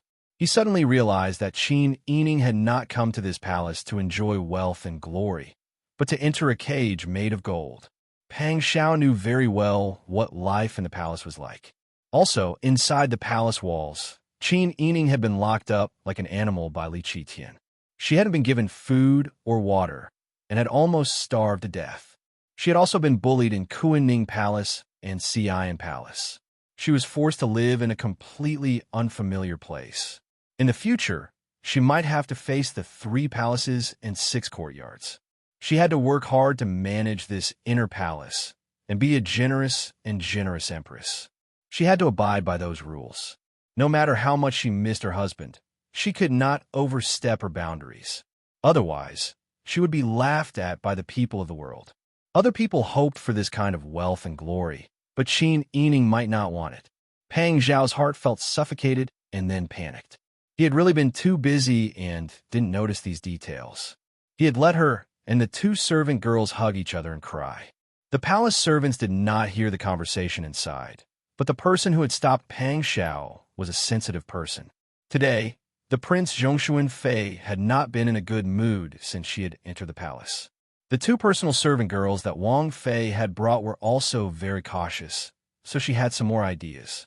Now, seeing Pang Xiao standing at the door with a cold and hard expression and his body so tense that it was as if he was standing in front of hard rock, no one could ignore his murderous aura and the sharpness in his eyes. The eunuchs and palace maids in front of the palace gate were so frightened that they lowered their heads and did not dare to move. After a while, Pang Xiao lowered her head and looked at the palace maid who replied, "What's your name?" The palace maid was stunned for a moment before she was overjoyed. "Wang Yi, my name is Chun Yao." "Yes." Send someone to remember that Chun Yao harbors evil intentions and intends to sow discord between master and her master. Immediately banish her from the palace and never hire her again. Chun Yao turned pale with fright. Wang Yi, Wang Yi, this servant has been wronged. Wronged? It's written all over your eyes. Do you think this king is blind? Cunning Palace does not need such an evil person. You all remember this. Pang Xiao turned around and looked at all the palace servants beside him. In this palace, who is the master and who is the servant? If there are any more delusions like today, it won't be as simple as banishing them from the palace. Yes. Everyone responded in unison. The noise outside the door had alarmed the 3 people in the bedchamber. Qin Yining put on a small jacket and quickly walked out with Bing Tang Jiyun. They saw Pang Xiao push open the door and enter. The moment the bamboo curtain was put down, they saw the figure of a palace maid being dragged away with her mouth covered. Pang Xiao took off his large jacket and casually handed it to Ji Yun when he entered. He rubbed his hands and smiled. Are you planning to sleep? He even used his finger to tease Qin Yining's long hair that had fallen over his shoulder. Qin Yining smiled and said, I thought you would be very busy tonight. Moreover, according to the rules, you shouldn't. How can there be so many rules? His large hand pulled her towards the bedchamber. In the future, I will come back to sleep. Remember to leave the door open for me. Qin Yining raised his head and looked at him in surprise. This is against the rules. Rules are set by people. Tomorrow, I will be the emperor. I am the most powerful person in the world. If I say that I want to sleep in Cunning Palace tonight, who dares to say no? You, Imperial Censor Yin, when the time comes. What's there to be afraid of? Pang Zhao's heart clenched when he saw Qin Yining's red eyes. He had just finished fighting a war and was used to cursing with the ruffians. This time, he was also brought out. If anyone dares to criticize me, I will let the Tiger Army directly destroy them. It just so happens that my brothers are all ready to go. Qin Yining was speechless for a moment when he heard this, but his heart suddenly brightened. Regardless of whether Pang Xiao would enrich the harem or not, she liked his current attitude. Stop fooling around. The throne has always been subject to criticism. If you continue to be a maverick, I'm afraid that people will not be convinced in the future. Not convinced? I will lead the army to beat him to death. Pang Xiao sat on the edge of the bed and pulled Qin Yining's wrist. Qin Yining was caught off guard and turned around. His long hair flew as he sat on Pang Zhao's lap. Ji Yun and Bing Tang hurriedly retreated. Qin Yining's face was red as he struggled, but he could not break free at all. Pang Xiao hugged Qin Yining's waist. The two of them had not been intimate for the past few days. Now that Qin Yining was in his arms, he was naturally a little restless. He hugged her with his large hands and said with a smile, Don't move. We still have to wake up early tomorrow.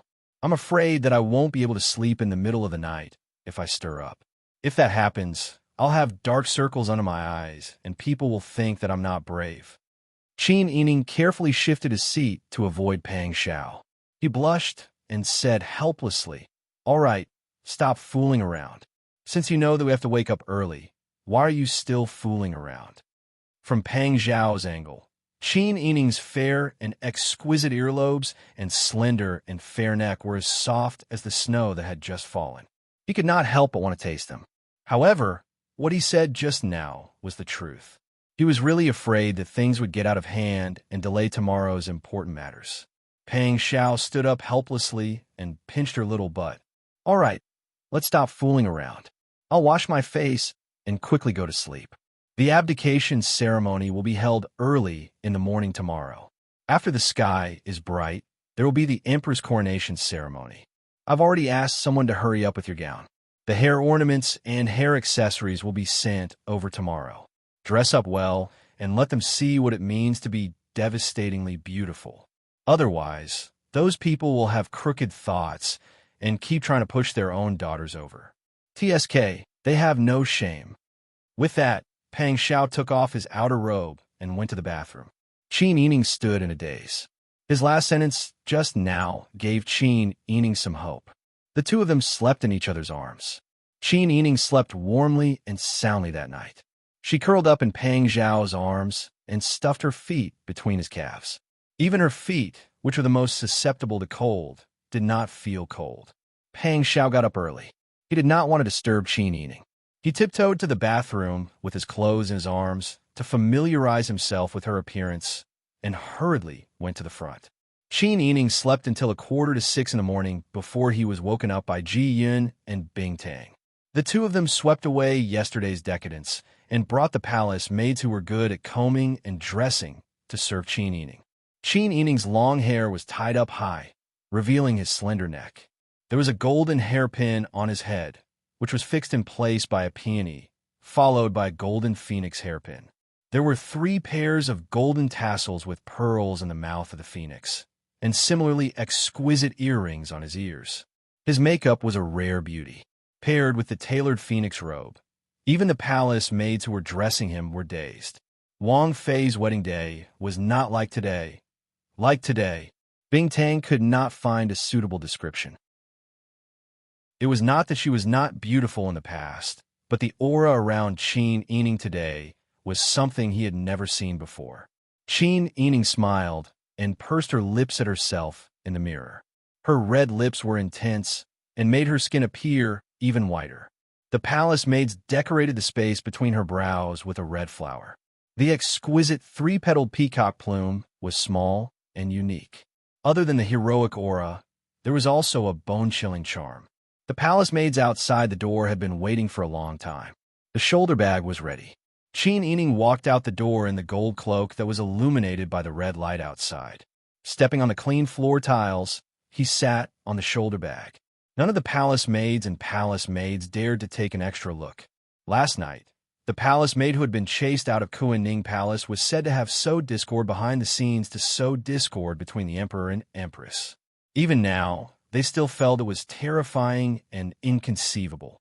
When Qin Yining and his entourage arrived in front of Feng Tian Palace, the abdication ceremony had already ended. The civil and military officials stood in great numbers on the square. A biting cold wind blew past, so cold that it reached the bone. But no one moved. The banners fluttered, and golden waves surged from the imperial canopy. From Feng Tian Palace to the royal steps, the red carpet extended into a patch of golden light.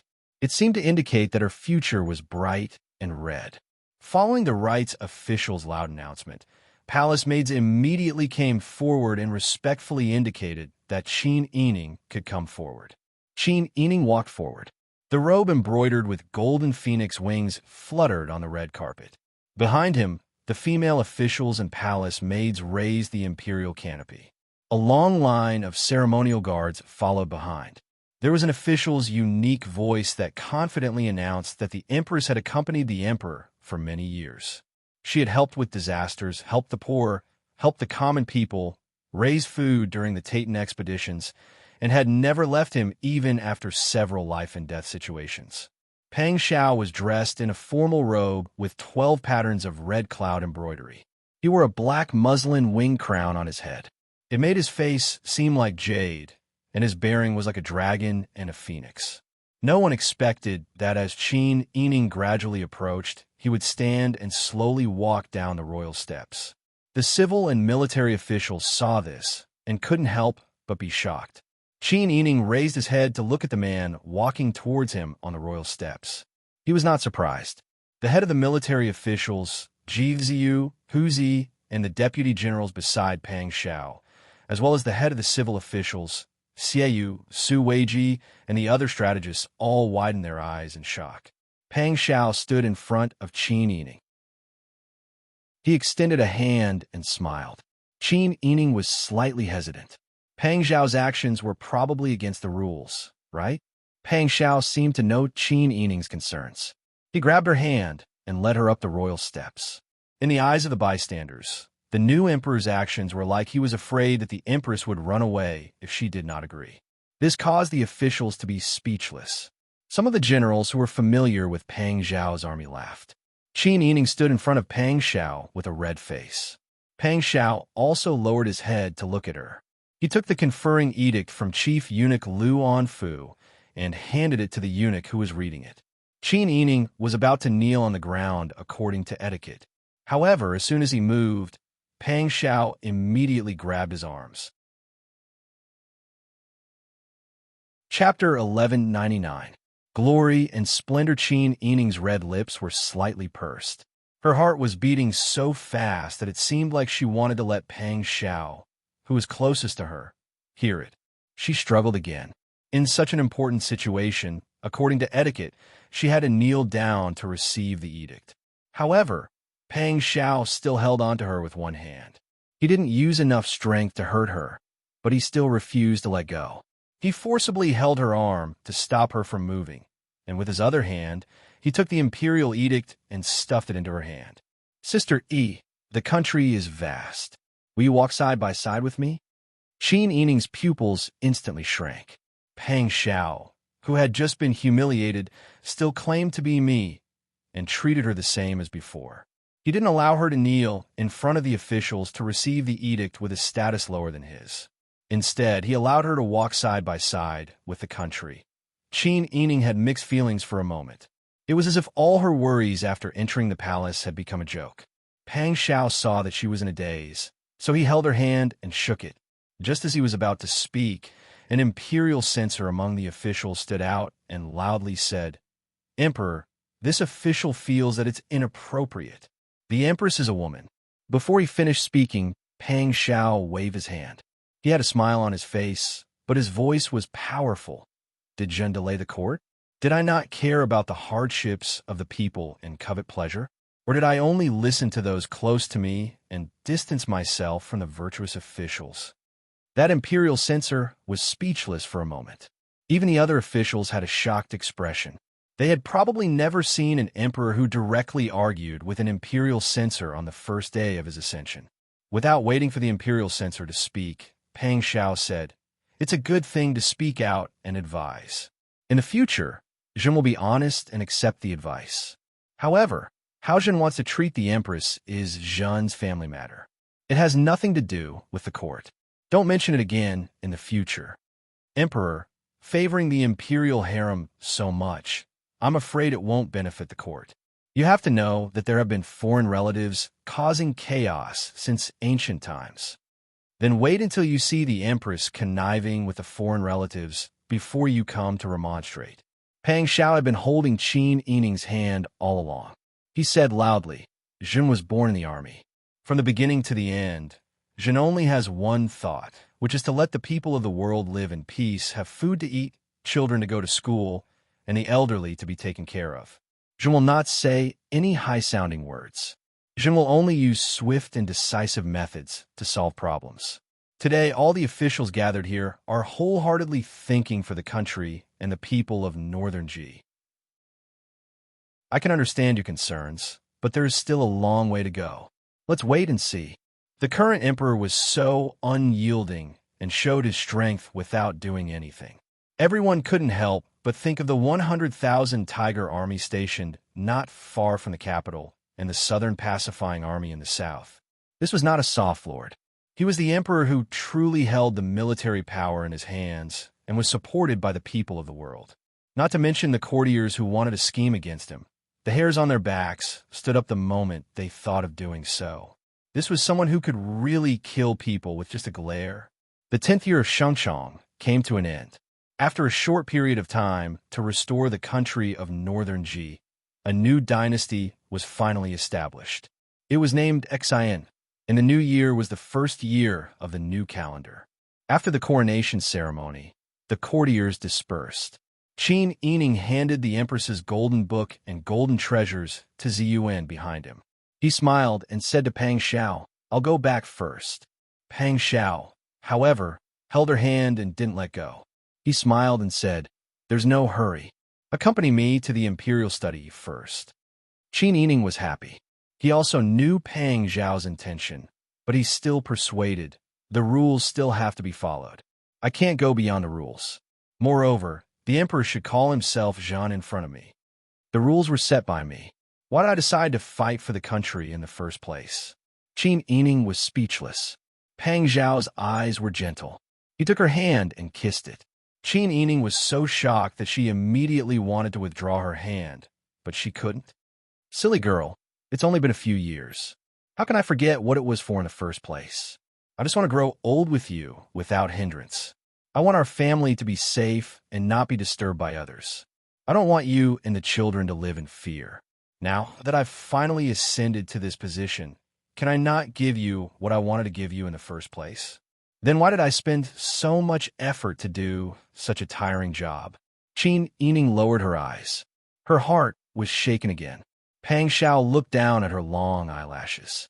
He smiled and raised his hand to pull out a large hairpin with a pearl in its mouth that was inserted diagonally on both sides of her bun. He shook it and then frowned and said, "So heavy? I'm afraid that your neck will be crushed. Why don't you go back and change your clothes first? I'll wait for you." Qin Yining was speechless. His thoughtfulness made her feel funny and helpless. The palace attendants on the side were all startled awake again. Yesterday, a palace maid had been sent away from the palace of earthly tranquility. It was said that she had wanted to seduce the emperor and had caused an unexpected disaster. Today, at the emperor's coronation ceremony, the Son of Heaven's every action made it clear that the Empress was the most important person to the Son of Heaven. They couldn't offend the Son of Heaven, and they couldn't offend the Empress. It was clear at a glance what these people should do and shouldn't do in the future. Huzi was now the commander of the imperial bodyguards. Tang Xiu was the commander of the Golden Scale Guards. The two were not far away. Seeing that Pang Zhao's attitude towards Qin Yining hadn't changed, the two couldn't help but smile. The person they followed hadn't changed from beginning to end. The furnishings of the imperial study had changed. Pang Xiao didn't sit behind the desk. Instead, he waited for Qin Yining to come over after she had changed into a bright red palace robe. He sat with her on the heated Kong by the window. Xie Yu, Su Weiji, and the other strategists who often followed Pang Xiao gathered here with Huzi and Tang Xiu. Everyone came forward and bowed. This subject greets the emperor and the empress. Pang Xiao smiled and said, "No need for formalities. Gentlemen, please sit." The great Taijian Lu Anfu immediately led the palace attendants to quickly serve hot tea and snacks. He also carefully wrapped an exquisite brass hand warmer in a golden tea bag and carefully handed it to the empress. Qin Yining smiled and nodded at him. Lu Anfu's heart immediately soared. Satisfied, he left with the palace attendants. Xie Yu and Su Weiji looked at each other. It seemed that after today, everyone understood the position of the empress. They could refuse to give the hand warmer to the Son of Heaven, but they couldn't refuse to give it to the empress. Pang Xiao smiled and said, "Today, I have summoned everyone here to discuss the whereabouts of the previous dynasty's imperial prince, Zhou Lian. Outsiders don't know, but we know behind closed doors. Zhou Lian is actually the previous dynasty's imperial princess, Zhou Xiaolian, that the empress saved. He has been by the empress side all these years." Yes, everyone nodded. The people by Pang Zhao's side all had their own rewards. These strategists all had positions in the 6 ministries and were all 3rd or 4th rank. For example, Xie Yu and Su Weiji had entered the Ministry of Rights and were only 1 step away from entering the cabinet. Therefore, everyone was not as casual as before when they spoke. Their words were very careful. Chapter 1200. Yes, Emperor, official Wu's words are reasonable. This subject also thinks that this person cannot be left alive. It was not easy for Emperor to ascend to this position. We cannot leave any hidden dangers that could threaten the stability of the country. With 2 of them taking the lead, the other ministers began to speak freely, but they only had one thought in mind. They wanted Lien Xiaozhou's life. Qin Yining lowered her head and did not immediately interrupt. Even though Pang Xiao had just established her status and authority in front of everyone, Qin Yining knew that this world did not allow women to interfere in the affairs of the previous dynasty. It was her good fortune that Pang Xiao cared for her, but she could not overstep her boundaries and make things difficult for Pang Xiao. There was a limit to a person's patience, and people could change at any time. Right now, Pang Xiao cared for her. No matter what she did, it was cute and natural in his eyes. But what if one day his feelings faded? It wasn't that she did not believe in Pang Xiao, but she had seen through human nature. Right now, what she needed to do was to delay this change as much as possible. Pang Xiao allowed the officials to speak freely. Then he looked at Su Weiji and Xieyu. What about the two sirs? Su Weiji looked at Qin Yining, who was silent with lowered eyes.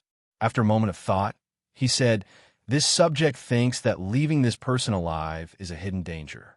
But she has followed the Empress since she was very young. This time, it was because of the Emperor's persuasion that she was willing to cooperate with Emperor.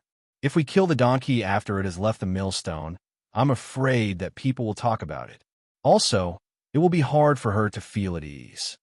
Yes, Xieyu also said, in this subject's view, Lin Xiaozhou has never thought of herself as a princess of the previous dynasty. She is content with her present life. It is only because the Empress is close to her that she agreed to help. If she is killed like this, the Empress will not be able to accept it. Pang Xiao looked at Qin Yining. His large hand squeezed her hand and shook it, his finger secretly scratching her palm. Qin Yining's uneasiness finally eased a little after seeing Pang Xiao's actions. When the other officials saw Pang Xiao's reaction, they knew that the Emperor might not want to kill this person. "Your Majesty, if we don't kill him, we have to think of a way to keep him under our control to avoid future troubles." Official Wu suddenly had an idea. His Majesty has just ascended to the throne, so he must fill up the harem every year. It's not a bad idea to take her into the harem and confer her the title of concubine. This way, she will be under the control of His Majesty and Empress. Once a woman gets married, her mind will be on how to live a good life in the harem. In addition, His Majesty is extraordinary and has a noble status. So how can any woman resist? In this way, not only would I not have to bear the crime of cooking the hounds after they've outlived their usefulness, I would also be able to successfully control them. Isn't this killing two birds with one stone? Lord Wu stroked his long beard as he spoke. He was obviously very pleased with his idea. The strategists beside him also nodded in agreement. They all want to expand their harem. Isn't it the same no matter who it is? Her status as a princess of the previous dynasty can be considered worthy of His Majesty, so it's not a bad bargain. Pang Xiao looked at the crowd with a shadow of a smile and did not express his opinion. Xieyu and Su Weiji looked at the Empress, who had her head lowered, and then looked at the Emperor's angry face. They sighed and sighed again. The Emperor's fondness for the Empress had never changed. Now that he had ascended to the throne, he was still unhappy when the topic of filling up the harem was brought up. They couldn't help but start to worry. The person in front of them was like this. What would happen when it was time for the selection of consorts? Xieyu sighed. It was instinctive to guess the Emperor's intentions. He immediately stopped the discussion and asked, "Does His Majesty already have an idea?" Everyone's hearts shook and they slowly stopped talking. The Son of Heaven said that he had come to discuss matters with them. But if the Son of Heaven really had his own plans, if they continued to criticize him, it would leave a bad impression. Also, the one in front of them was a decisive person. Their reverence for an emperor like this was always hidden in their hearts. No matter how much they said, the final decision was made by the emperor. It was a harmless matter, so why should they take it seriously? With such a change in thinking, no one said anything more and calmed down. Pang Xiao achieved his goal and smiled. Zhen has an idea. After investigation, Zhen found that this woman always has one or two people who are in love with her. This person is also Zhen's good friend, Mu Gongzi's disciple. Mu Gongzi has protected him several times and is Zhen's friend. If the previous dynasty's Gongzi is betrothed to Mu Gongzi's disciple, there is no need to worry. What does everyone think? Everyone was silent. It seemed that the Son of Heaven had already thought of this. Qin Yining raised his head in surprise. Are you talking about Fang Gongzi? Hearing the Empress directly call the Son of Heaven you, the officials couldn't help but inwardly click their tongues, but no one dared to speak. After all, the Emperor seemed to enjoy being called this by the Empress. Pang Xiao nodded. It's that Fang Gongzi. So you know about this? Yes. Little Kanji has been by my side for a long time, so I naturally know some things. It's just that after I went to pick up little Kanji, we parted ways with that Fang Gongzi. At that time, I didn't see Fang Gongzi's feelings for little Kanji. Qin Yining said with some worry, I'm worried about little Kanji marrying over. What if the other party isn't sincere? Pang Xiao smiled and said, "You don't have to worry about this." A while ago, they discovered that there was someone secretly protecting Zhou Xiaolian. Blockhead personally went out and caught that person. Only then did I know that this person had been protecting Zhou Xiaolian from the moment you left. It's just that he didn't show himself. There was such a thing? Qin Yining's eyes widened in shock. Of course, the reason why I had this idea was because after discovering this matter, the Empress will hide in seclusion. In the future, the husband and wife could live in seclusion in the sect. With Blockhead there, they could let the two lovers get married, and they wouldn't have to worry about their secret being leaked. Wouldn't that be good? What's more, Pang Xiao raised his head and smiled confidently. Could it be that there are rumors that can shake the current state? Hearing this, everyone couldn't help but admit that Pang Xiao wasn't lying. With powerful soldiers in his hands and the world's expectations, Pang Xiao's state really wasn't that easy to shake. What's more, it was just some rumors. It was hard to say who would believe it and who wouldn't. Xie Yu and Su Weiji now completely understood that the current emperor was arbitrary. However, they couldn't find any words to refute because Pang Xiao's words were indeed feasible. Moreover, the principles that Pang Xiao insisted on had always existed. It didn't change just because he became the emperor. This really made the people who followed him feel comforted. Following a person who was affectionate and righteous was better than following that ungrateful person like Li Qitian. Xie Yu and Su Weiji took the lead and nodded. Your Majesty's method is just right. Official Wu and the others also tactfully nodded and didn't dare to speak nonsense to show off. Pang Xiao smiled and said, "Since that's the case, Zhen will bestow a marriage for them later." He turned to Qin Yining. "You should also prepare a generous dowry for her." Qin Yining was overjoyed and nodded repeatedly. "Good. Leave this matter to me." "That's right. Regarding Ji Yun and Bing Tang's good news, how about asking Your Majesty to say something and bestow them with grace?" Chapter 1201. Looking at the loving Emperor and Empress. No matter how slow the officials present were, they completely understood the Emperor's intentions in summoning them today. The Emperor had summoned them not to discuss how to deal with the princes of the previous dynasty, but to use this matter to tactfully let them know what the Emperor's attitude towards the people and matters related to the Empress was. They would also have a plan and not do unnecessary things in the future. They had all followed Pang Xiao for a long time and had a certain understanding of Pang Xiao. They knew that this person had an iron fist, had a plan, and was loyal. Thinking about today's matter, from beginning to end, the Emperor had shown great respect and love for the Empress. It was not that the previous dynasty's princess could not be killed, but that he could not kill her out of consideration for the Emperor's feelings. Just as Pang Xiao had said, Zhou Xiaolian had been by the Emperor's side ever since she was rescued.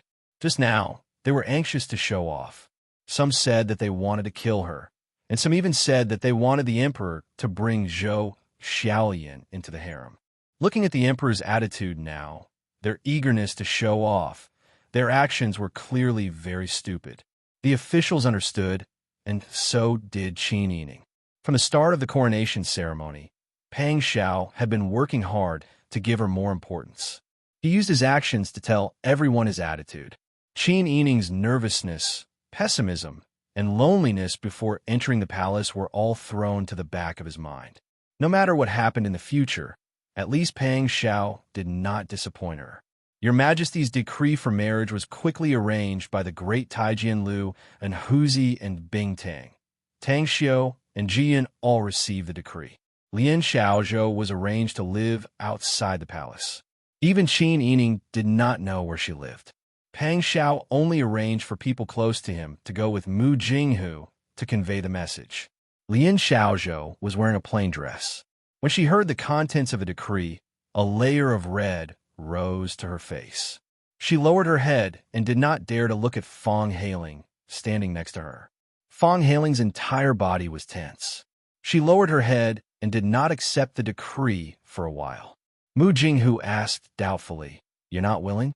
Fong Hailing looked up and shook her head after a long while. No, it's just that I'm a little surprised. Accident? Mu Jinghu was even more confused. Fong Hailing said bluntly, I was ready to take her and wander the world. In less than 3 days, there would be assassins coming. With her status, how can the higher-ups tolerate her? Mu Jinghu chuckled and shook his head. You're thinking too much. In the future, you husband and wife can live in heaven's secret valley with peace of mind. Don't leave the valley if there is nothing. Moreover, the emperor and the empress are not the kind of people you think they are. Your wife is the empress' younger sister. Why would the emperor kill her? Fong Hailing was still in disbelief. Lien Xiaozhou nodded. Sister won't harm me. Even if someone wants to kill me to get rid of future troubles, Big Sister will protect me. But your sister is still a woman. Fong Hailing had a headache over Lien Xiaozhou's naivety. If the emperor gives the decree, what can she do? The emperor loves Big Sister and will not disregard Big Sister's wishes. Moreover, if the emperor really wanted to kill me, he could have secretly killed me when he got the Imperial Jade Seal. How could he allow me to eat and we're well by Big Sister's side for so many years? Mu Jinghu nodded his head repeatedly. Even Fong Hailing was a little speechless.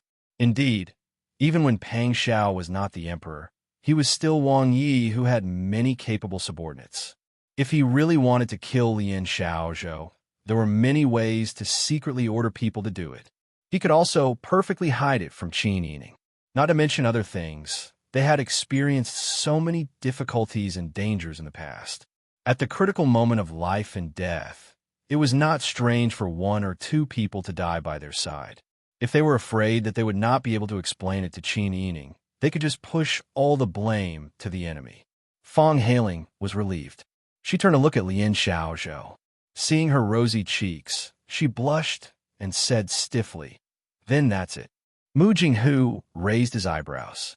Lien Xiaozhou's face turned even redder. She lowered her head and said, Then that's it. Mu Jinghu found it funny. He remembered how he felt when he kidnapped Xiao Feishan and brought her back. Combined with the 2 people in front of him now, he could not help but feel emotional. Everyone had a good home. It was time for him to go home. Kuan-Ning Palace. The relatives and friends of the emperor and empress were gathered together. A round table was set up in the middle of the room. The dishes were all prepared, and the 2 families sat together. The palace servants had already been ordered to leave. Brother Zhao and Brother Han sat on the left and right of Qin Yining.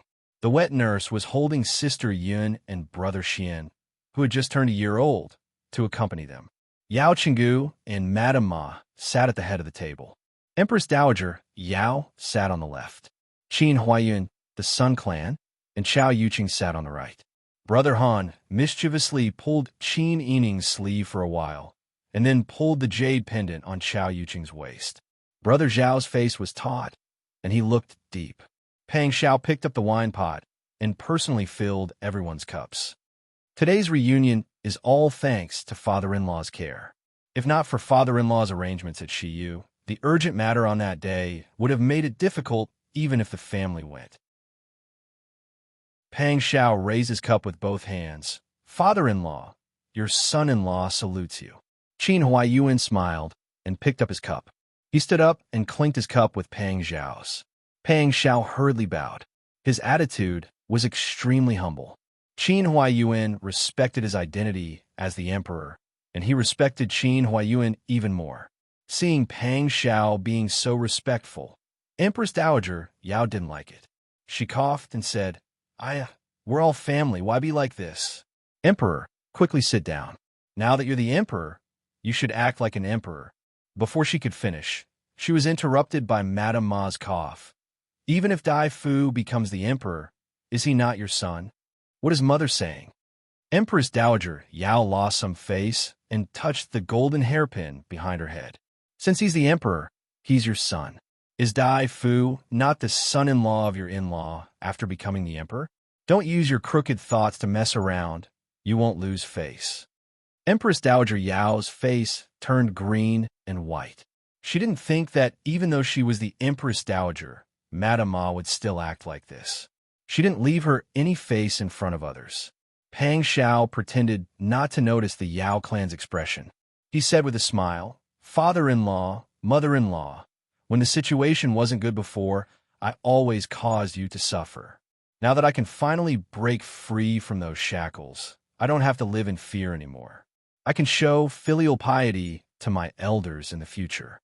There are already people rebuilding the residence outside the palace. For the next few days, you can temporarily stay in the palace. When the outside of the residence is finished, you can rebuild the family Qin. The Sun Clan nodded with a smile and didn't say anything. There was a bit of sadness in their eyes. Qin Huayuan looked at Qin Yining on the side and said with a smile, I understand the Emperor's good intentions. It's just that at today's family banquet, I also have to say goodbye to the Emperor. Father, Qin Yining turned pale with fright. Why do you have to say goodbye? Now that the world has settled down, we don't have to worry about being framed. In the future, this daughter can show filial piety to my parents. Isn't it good to have a family reunion? I already had someone tell Mr. Liao to prepare to go to Shiyu to pick up old madam and second uncle. Sister E. Qin Huan gently smiled and softly interrupted her. Now that you are the empress and the mother of 4 children, how can you still be like a child? These words weren't reproach, but rather pampering. Qin Yining's eyes immediately became wet. Qin Huayuan said with a smile, just like father said, you are the empress, so you have to be the mother of the world. You have to help your husband and children, govern the 6 palaces, and be the role model for all the women in the world. Standing in this position, you have to bear stricter constraints than before. If you take half a step wrong, do you know how many eyes will be watching you? Daughter knows. Qin Yining lowered her head. Everyone at the table also quietly looked at Qin Huayuan. Qin Huayuan smiled, his eyes full of love and determination. Since you and the Emperor met, how many dangers have you experienced? You were able to survive and still have the same feelings. This is your good fortune and heaven's favor. Thinking of the ups and downs Qin Yining and Pang Xiao had gone through, everyone was moved. The Sun Clan felt distress for their daughter and lowered their heads to wipe the corners of their eyes. Madama also felt distressed and tightly knitted her brows. Even the Yao clan couldn't bear it. You and your husband have a good relationship, which is a blessing. Now that the Emperor is stepping on the throne and everything is new, the court affairs have just been placed on your shoulders, and the sharpness of the battlefield has not yet faded. The officials and subordinates are still afraid of you, so no one dares to say much about what you are doing now.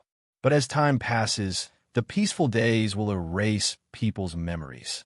When they gradually forget your spirit and sharpness, as long as the Emperor's every move is slightly inappropriate, it will lead to the censor's condemnation. Father-in-law, I can take care of all these. Pang Xiao firmly promised. Qin Huayuan smiled and nodded. I believe the Emperor can take care of it. I also believe that the Emperor now, like Sister E, owes her, has feelings for her, and also has familial affection. But if it is like this 1 year, what about 10 years later? 20 years later? 30 years later? Pang Xiao's expression immediately changed, and her phoenix eyes were full of anxiety. Qin Huayuan calmly smiled and waved his hand, indicating Pang Xiao to calm down. No one can predict what will happen in the court in the future. The Emperor is the son of heaven, and he can hide from the selection of concubines for a year. But what about the years after? Moreover, you and I both know that the most stable way to win over the people and court officials is through marriage. In the future, there will definitely be many things that will force the Emperor to have no choice but to expand the harem. Moreover, as the Emperor, it is normal for him to have 3 palaces and 6 courtyards in order to spread his bloodline. If the Emperor doesn't do this, there will be officials who will constantly admonish him. Sister E is my daughter, and I know her temperament the best. She has been lonely since she was a child, and she was born in a chaotic world. Very few people have shown her sincerity, so she especially cherishes the feeling she can get, whether it is familial affection, friendship, or love. She has known the Emperor for a long time, so she naturally trusts him with her sincerity. She is a smart person, but she has put herself in danger time and time again for the Emperor. Is this love true? This kind of love can't be ignored. Father-in-law, Your Majesty. Qin Huayan stood up and said with a smile, as a man, as a person who understands the art of politics, I can believe in the Emperor's promise, but I am also worried. It wasn't easy to devote one's heart and soul to one person for the rest of their lives. Even if you can do it, the conditions of the outside world will always force you. Of course, with Sister Yi's intelligence, she is smart enough to be the female prime minister, so I believe she can survive the struggle in the harem. However, just because she can win, it doesn't mean she won't be sad. Chapter 1202. Qin Huayan waved his hand. I understand the Emperor's intentions, but an emotional guarantee is the most unreliable guarantee in the world. I'm not doubting the Emperor, but human nature is like this. If Sister Yi is hurt in the future and doesn't want to be a caged sparrow in the harem, she won't be bothered to deal with the other women around the Emperor. She won't even have a family to go back to. Qin Yining heard this and closed her eyes. Her tears couldn't help but flow out. Qin Huayan continued, It's not that I don't love the vast land, and it's not that I don't understand the inconvenience and hardships of life in Shiyu. But I'm a father. The way I love my daughter is to give her a family she can go back to. Shiyu's terrain is dangerous, and there are large amounts of resources that can be developed. It's not impossible for it to become the overlord of the desert in the future. If my daughter wants to go home, I will take her back. Even if she leaves you, I can let my daughter live a good life. Even if you have millions of soldiers, the desert is a natural barrier, and you don't have a guide. You may not be able to get any benefits in Shiyu. In law, when Madame Ma heard the killing intent in Qin Huayan's words, she couldn't help but feel anxious. Empress Dowager Yao sharply said, You're too rude to speak like this. Are you putting the current emperor in your eyes? Qin Huayan's smile was still as strong as before. This old man has guarded the etiquette between a ruler and a minister for my entire life. How could I not understand? I'm speaking to my daughter and son-in-law as a father. After saying this, Qin Huayan walked in front of Qin Yining. Qin Yining stood up and looked up at her father. Her father's large hand fell on her temples and then pinched her cheeks. Silly girl, you don't need to worry or panic. Just stay here and live peacefully with the Emperor. In the future, if someone hurts your heart and makes you feel that your love has come to an end, that your family can't be maintained, or that there's no hope in the harem, you don't need to feel despair. You don't need to foolishly stay on an isolated island. Father and your mother will be in the desert. If you're unhappy, you can go home. Qin Yining closed her eyes and tears fell like rain. Father, good boy, good girl. Qin Huayan also had tears in his eyes, because if they were to part today and meet again in the future, it wouldn't be as simple as stepping out of one door or entering another. However, they had been traveling nonstop, and the number of days they could see each other every year could be counted on one's fingers. How many years do I have left in this life? However, the time they spent together as father and daughter was probably less than a year. This was the sorrow of every parent, but he couldn't disregard his child's future just for the sake of reuniting. The members of the Sun clan came forward and sobbed as they hugged Qin Yining. Sister Yi, my son. Mother, can you not leave? Father, I understand what you mean and what you're worried about, but I promise that I'm not that weak. Can you stay in the capital? Qin Huayan just shook his head with a smile. The Sun clan member sobbed and whispered into Qin Yining's ear, Your father is right.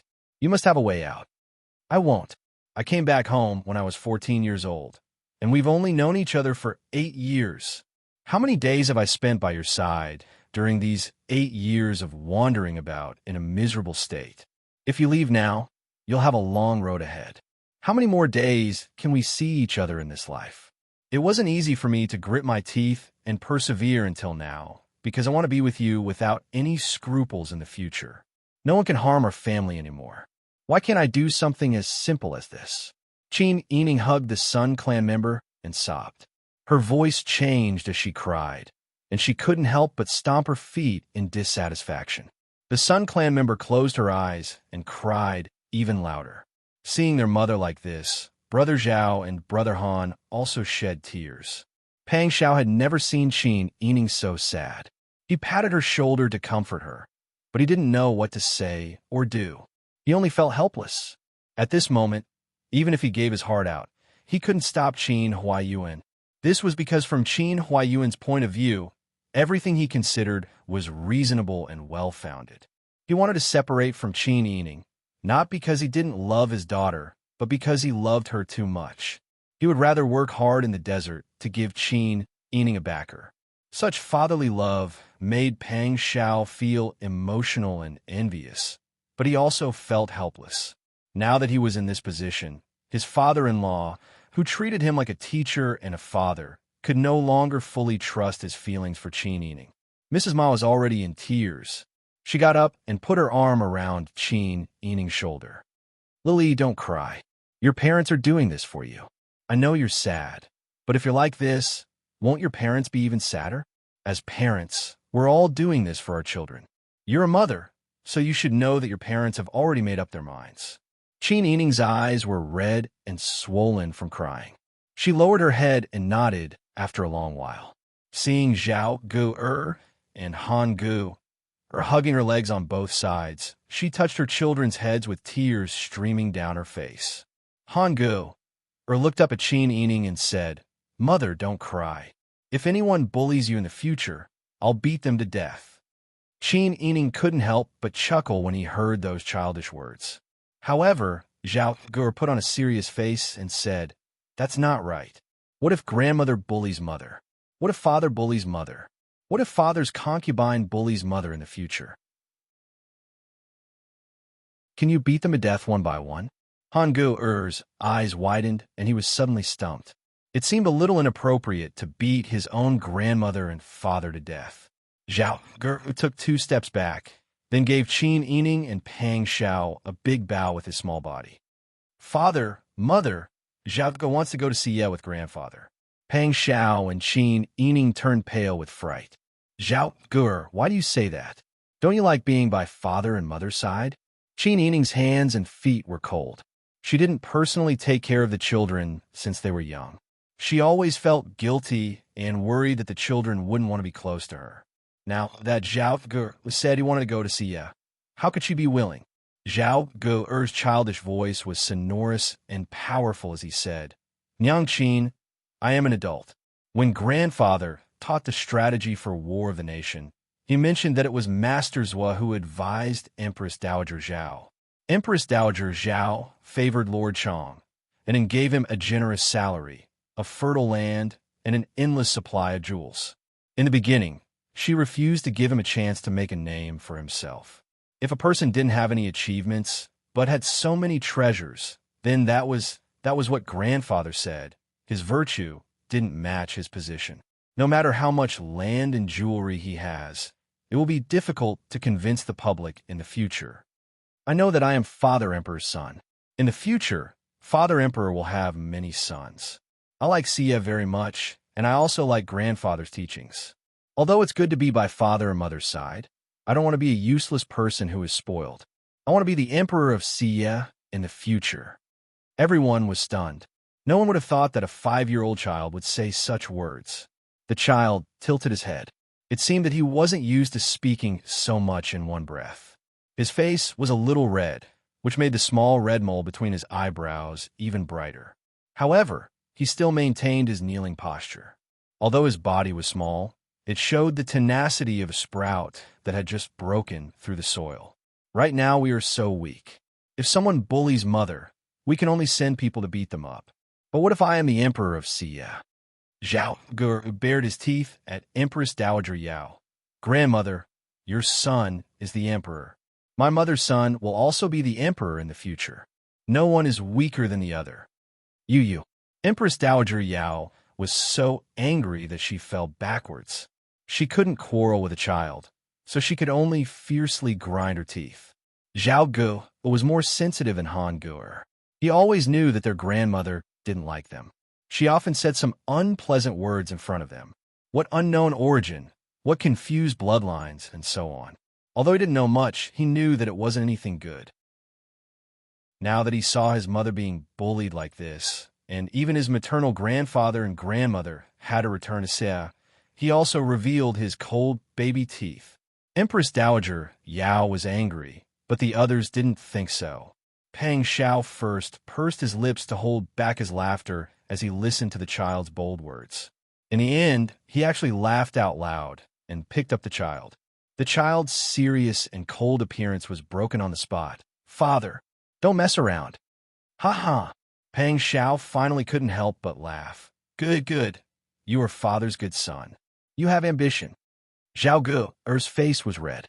Empress Dowager Yao's face was white with anger. Qin Yining stood in place helplessly, tightly holding the hands of the Sun Clan and Han Ge. Rationally, it was rare for a 5-year-old child to think so much. She felt that there was a certain reason. As parents, they shouldn't be too arbitrary and should respect their children. But emotionally, she was reluctant. After all, the child was still young. She couldn't bear to part with him. Qin Huaiyuan came forward with a smile and rubbed Zhao Gu'er's head with his big hand. "You've decided? Sia's scenery isn't as good as here. Perhaps the food here isn't as good as here. Moreover, you have to separate from Han Gu'er and your parents. What will you do if you miss them?" "I can write a letter." Zhao Gu'er said firmly. "There's nothing bad about Sia. It's easy to defend and hard to attack. Even if someone wants to attack us, grandfather can defend." Pang Xiao loved this son to death. Wouldn't it be a pity if such an excellent child didn't inherit the throne? But he also knew that the reason why the child could have such thoughts at such a young age was all because of Qin Huaiyuan's good teaching. This child's talent was so high. If he stayed by his side, he was afraid that it would delay him. The originally sad atmosphere was disturbed by Zhao Ge.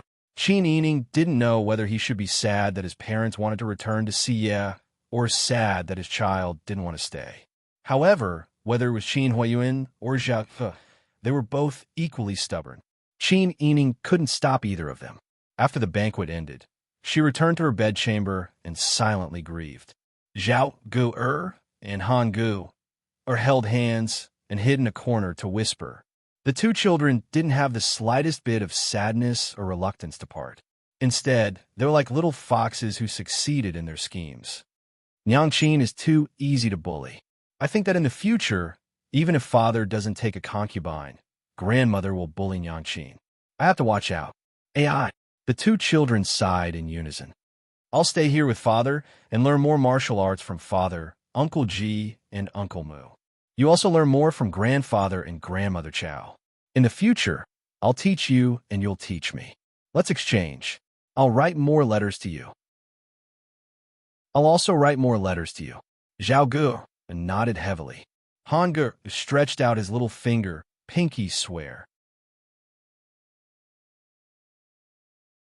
Chapter 1203. The children were very shrewd. Whether it was intelligence, knowledge, or physical strength, they were all far superior to their peers. But no matter how powerful they were still young.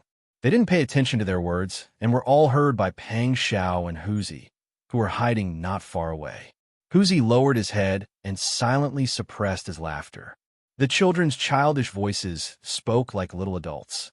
They were worried about the relationship between mother and daughter-in-law, and worried that their father would take a concubine to bully their mother. It was so cute that it made his heart itch. When could he and Bing Tang have such a lively and cute son? Pang Xiao also didn't know whether to laugh or cry. Who would have thought that in their eyes, he was the kind of person who would bully his wife? However, Pang Xiao wasn't angry because of this. Instead, he was reflecting on himself. The children lived with Qin Huaiyuan and Shiyu. They had only been reunited with the couple for a short time. There was no such thing as being biased towards their mother after being with her for a long time. So, he accounted for 80% of the reason why they had this kind of thinking. The two children didn't plan to go back immediately. Instead, they held hands and found a corner with no wind. They looked at the palace servants standing guard in the distance and whispered in each other's ears. "We just ate, and mother was bullied until she cried. She didn't eat much." Zhao Gu lowered his head and pulled at the white rabbit fur on his sleeve with his fingers. Mother didn't cry because she was bullied. She cried because she was anxious. Grandfather said he wanted to leave. You also said you wanted to leave. Mother is the kind of person who wants the whole family to be together the most. Brother Han sighed like a little adult. But grandfather is a person who wants to do great things. You're also a person who wants to do great things. You can't always be with mother. Brother Han sighed and suddenly leaned close to Zhao Gu'er and whispered, "Actually, it's grandmother's fault. Whenever grandmother saw mother, she would pout and glare. The words she said were also unpleasant. She always said we were bastards. I heard that before we were born, mother was kidnapped and suffered a lot outside. So some people suspect that we aren't father's biological children." "Really? Of course it's fake. We are father's biological children. Otherwise, father wouldn't like us so much. I don't know what grandmother is thinking. Why doesn't she like us?" Seeing Brother Han's troubled frown, Brother Zhao shook his head. "It must be because mother gave birth to a beautiful daughter. Grandmother is jealous of mother, so she doesn't like us." Pang Xiao, who was eavesdropping from a corner not far away, gradually darkened his face. His whole body was filled with anger. Seeing that Pang Xiao was really angry, Huzi was anxious. He was afraid that Pang Xiao would beat his son.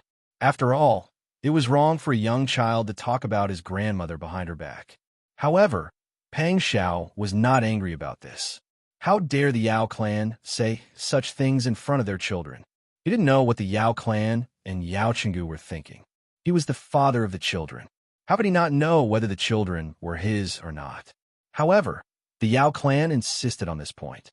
They insisted that the children's bloodline was impure and insisted on making him a cuckold. That wasn't all. They slandered Sister Yi and dared to say such things in front of the children. This was because the children had been taught well by Qin Huaiyuan and had their own judgment. If it was an ordinary child who was disliked by his biological grandmother and was always called a bastard, what kind of child would that child grow up to be? Moreover, a housewife who didn't see the big picture always said such strange things in front of the children. If the children were to follow her, what would they learn in the future? A gossipy woman? Pang Xiao clenched his fists, and his joints made cracking sounds. Although his expression couldn't be seen clearly in the night, the terrifying aura he exuded was hard to ignore. Huzi was worried and didn't know how to persuade him. However, Pang Xiao walked out of the shadows with large strides and went straight to the two children. Zhao Gu'er and Han Gu'er were still whispering when they heard footsteps approaching. They immediately turned around and saw their biological father striding over. They looked up at their tall and mighty father. They felt as if they were standing under a mountain and felt an unprecedented pressure. The children nervously pursed their lips and even forgot to greet their father. When he got close, Pang Xiao asked, "Why don't you go back to Cunning Palace to rest?" "Father, we'll go back after talking for a while." Han Gu'er grinned and grabbed Pang Xiao's hand. Zhao Gu immediately grabbed Pang Xiao's other hand. He raised his head and said, "Father, is Nyang Qin crying? Are you going to deal with court affairs and don't want to accompany mother?" Pang Xiao originally wanted to ask the two children, but before he could say anything, he was stumped by the question. He hadn't reacted before. Just now, Sister Yi was crying so sadly. Now that she was left alone, wouldn't she be even sadder? He originally wanted to accompany Qin Yining, but who would have thought that he would encounter the two children whispering and forget about it? Now his expression turned cold. "It's getting late. Let's all go back." The children nodded together. When Pang Xiao raised his head and strode in the middle, Zhao Gu'er proudly winked at Han Gu'er from behind Pang Xiao. The beauty mole between his eyebrows set off his beautiful and delicate facial features, making him look a bit playful. Han Gu'er grinned and grabbed Pang Xiao's hand while moving his short legs to catch up with his father's pace. He anxiously said, "Father, if the Empress Dowager bullies mother in the future, will you help your mother or my mother?" Pang Xiao choked and helplessly said, "I won't let your mother be wronged." "But mother has always been wronged, Han Gu'er didn't seem to understand where Pang Xiao's confidence came from. They all said that even if mother is the empress in the future, she will still be controlled by the Empress Dowager. My mother will do whatever the common people's daughter-in-law does. Also, the Empress Dowager also said that my mother feels guilty towards the Pang family, so everything she does is what she should do. Father, what exactly is the guilt? Are we really not your sons like what the Empress Dowager said?" Pang Xiao suddenly stopped and lowered his head to look at Han Gu, who was looking up at him. Han Gu had a pair of eyes that were very similar to Qin Yining's. His eyes were big and bright, and when he smiled, the corners of his eyes curved, making him very pitiful. Han Gu didn't show any weakness despite being oppressed by his father's imperial majesty. He still tilted his head and looked at Pang Xiao. "Father, why aren't you talking?" Pang Xiao was silent for a moment before he said, "You are very smart. You also learned how to beat around the bush and complain about your grandmother in front of your father?" "Of course not. Father knows everything. He doesn't need us to complain." Han Gu stuck out his tongue and pulled Zhao Guer's hand to run forward. The small body's speed wasn't slow. Pang Xiao looked at their backs, feeling both angry and amused. Han Gu was most likely mocking him just now. He knew everything, but he wasn't willing to help their mother vent her anger. The child was only 5 years old, but he already knew how to speak like this. Obviously, he had inherited his father-in-law's power. What would happen when he grew up like this? Pang Xiao's heart was a lot happier. At this time, he was incomparably grateful to Qin Huayuan for his efforts in raising his 2 children to be so sensible. They dared to speak in public, and they had their own ideas. They had the ability to think independently and didn't submit to other people's views. They could even quote the classics to explain their own point of view. They could also play tricks in front of their own father. This kind of child, even an ordinary adult, might not be able to compare. Chapter 1204. At this time, Qin Yining had already washed up and changed into a half-new brocade collar.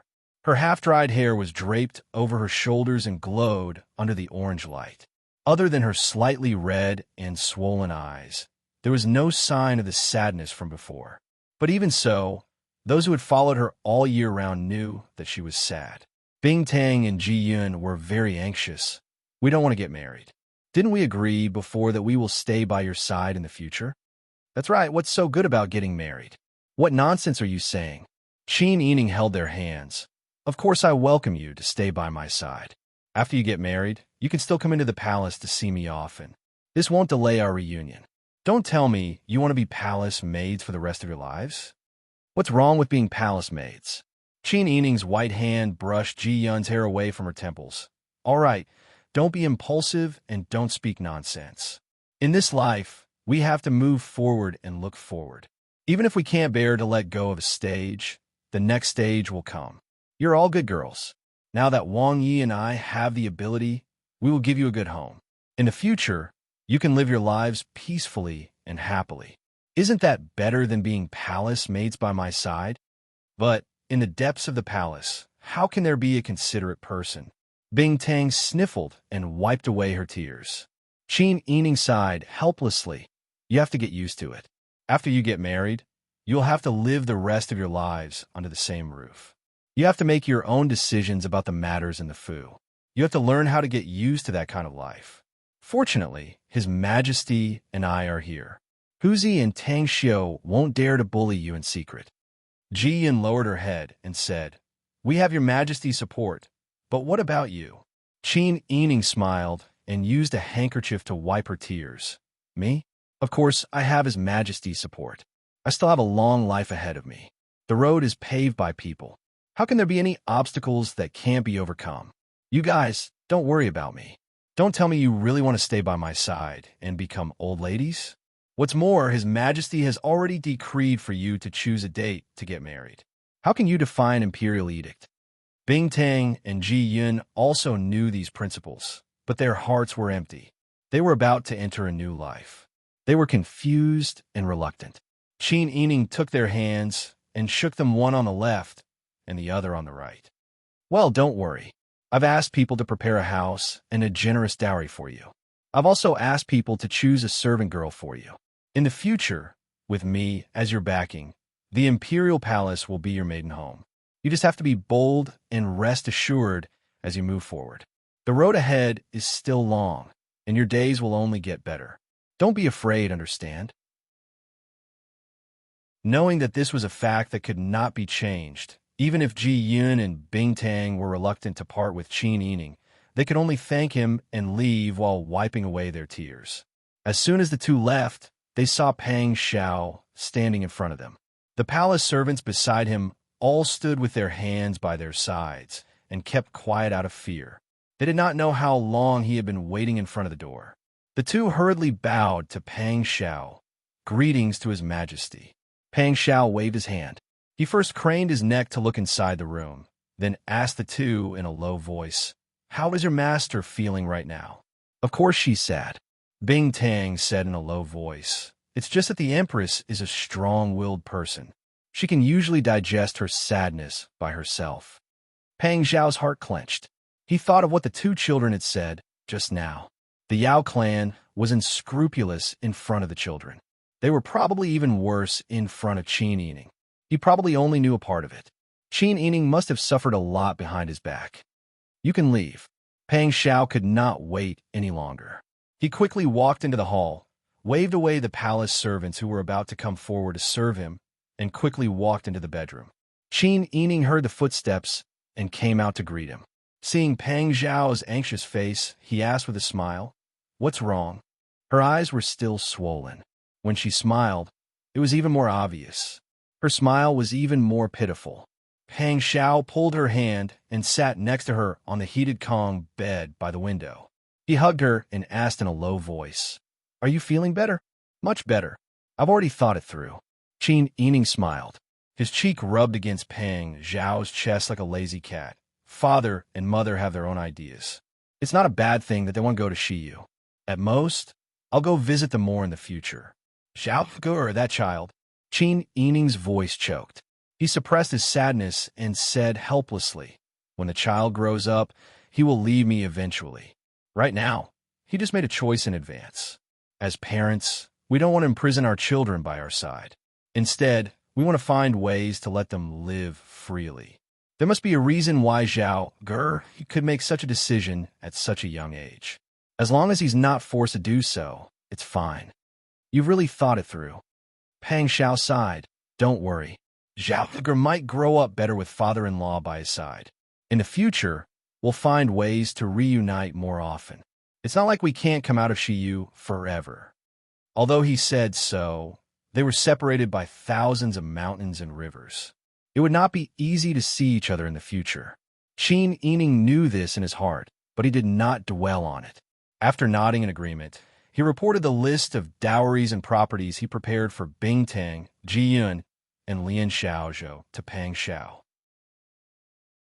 Pang Xiao saw that he was in a good mood and increased it accordingly. He smiled and said, "As their master, you're so generous to them. I can't be too harsh. Later, I'll give more rewards to Tang Xiu, Huzi, and Fong Hailing so that they won't be outdone." Both of them burst into laughter. It was almost a new year. This was the first new year into Xian. The palace was decorated with lanterns and colored banners in preparation. It was the first year of the new emperor's ascension. The new year was equally important. They could not be careless. It was rare for Qin Yining to have some free time. He left everything to the imperial household department to prepare. Other than greeting the Empress Dowager in the morning, he spent the rest of his time with the children accompanying Qin Huaiyuan. The time they spent together became less and less. After the new year, Bing Tang and Ji Yun would get married. Qin Huaiyuan was ready to set off. Qin Yining cherished the current days even more. On New Year's Eve, there was no curfew in the capital. Tens of thousands of lights were lit. The red lanterns hung high. The tall palace walls were illuminated by the colorful fireworks in the sky. Every household was staying up for the new year. The sound of firecrackers crackled nonstop. The air was filled with the smell of fireworks. The adults were celebrating. The children were also jubilant. Brother Zhao, Brother Han, and Brother Yin were clapping and jumping in the courtyard of Cunning Palace. Some young palace maids and eunuchs were also following their masters. They looked up at the bright flowers blooming in the sky. Qin Yining withdrew his gaze from the window. When he turned around, he saw Qiu Feishan walking over with a smile. "Empress." Qiu Feishan curtsied. "Don't be like this." Qin Yining hurriedly reached out to support her. He smiled and said, "Today, we came to the palace to stay up for the new year. I don't know if you like it, Of course I like it. Qiu Feishan hesitated for a moment, but still said, after Fong Hailing and Miss Lien get married, our family is also planning to leave. We want to go back to Tianji Valley together. At this time, Qin Yining was no longer so surprised when she heard about the separation. After all, Mu Jinghu also had his own life. Pang Xiao was now successful. Mu Jinghu had no reason to stay by his side as a guard. Qin Yining nodded.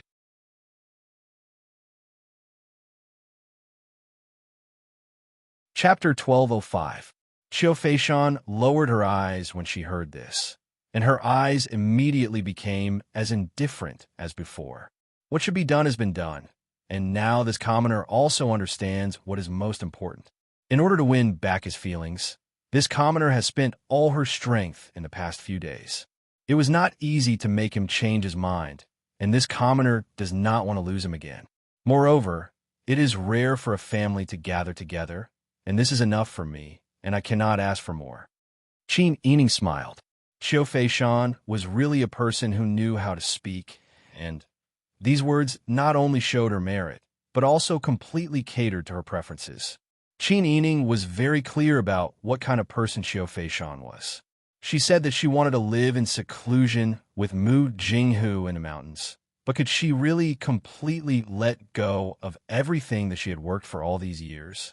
Could she not care about the convenience that the hidden aristocratic families brought to the court? Qiu Feishan couldn't give up all fame and fortune for true love and family. She wasn't that kind of person. Qin Yining did not know how sincere Qiu Feishan's words were, but she did not say it out loud. Their status was now very different, and she could understand Qiu Feishan's desire to cater to her. In the end, Qin Yining did not care whether what Qiu Feishan said was true or false, and she had her own judgment. What was important was that Qiu Feishan would not harm Mu Jinghu, and Mu Jinghu really liked Qiu Feishan. Every family would reach its own balance, and she and Pang Xiao, as outsiders, should not interfere too much. To be able to find a way to live peacefully, that is great. Qin Yining smiled as she came to the corridor, and the red palace lanterns reflected a joyous atmosphere. Not far away, the palace servants came in with firework sticks. Brother Zhao, Brother Han, and Brother Yin each held 2 sticks in their hands. A young eunuch came forward and carefully lit them. The firework sticks made a sizzling sound, and a bunch of silver flowers suddenly bloomed, illuminating the children's rosy and smiling faces. They jumped and shouted happily, waving their little arms in a circle. The bright firework left a long tail, leaving a circle of light in the air. Mother, mother! As soon as they saw Qin Yining and Qiu Feishan standing in the corridor, the 3 children ran over one after another. Qin Yining smiled and said, "Be careful. Don't fall or burn yourself. Take care of Brother Yin and be careful." "I know. Mother, come and play." Brother Han stuffed the fireworks stick into Qin Yining's hands. However, the moment he handed it over to Qin Yining, the fireworks went out. The young eunuch on the side hurriedly came forward and lit 2 more sticks for Qin Yining, and then went back to serve the little princes. Qin Yining also had a playful heart, so she simply played with the children in the courtyard for a while. The cheerful laughter spread far and wide. Pang Xiao and Qin Huayuan were sitting in the side hall and talking. When they heard the laughter in the courtyard, they couldn't help but get up and come out to take a look. In the courtyard, Qin Yining has become the king of the children. She is wearing a cloud brocade, cross-collar phoenix robe. Her rosy cheeks were much rosier than usual, and her bright eyes and white teeth were shining brightly. Pang Xiao's heart was moved. After going through so much, Qin Yining could still laugh so happily. It could be seen that she had already accepted many things. I was originally worried that Sister Yi would be stubborn. Pang Xiao smiled and said to Qin Huayuan, "You and mother-in-law want to take Brother Zhao back to see Ya." To Sister Yi, it's like cutting off an arm. She misses her parents, and she also misses her children. Unfortunately, the mountain is high and the road is long, and she can't leave me behind to go with you. I know her pain, but it's all good now. Seeing her like this, I'm relieved. Sister E isn't that kind of weak woman. Otherwise, she wouldn't have lived until I found her. She's a sensible child, and she's worth people sacrificing for her. Qin Huaiyuan stood with his hands behind his back. His beard fluttered in the wind, and his smile was gentle.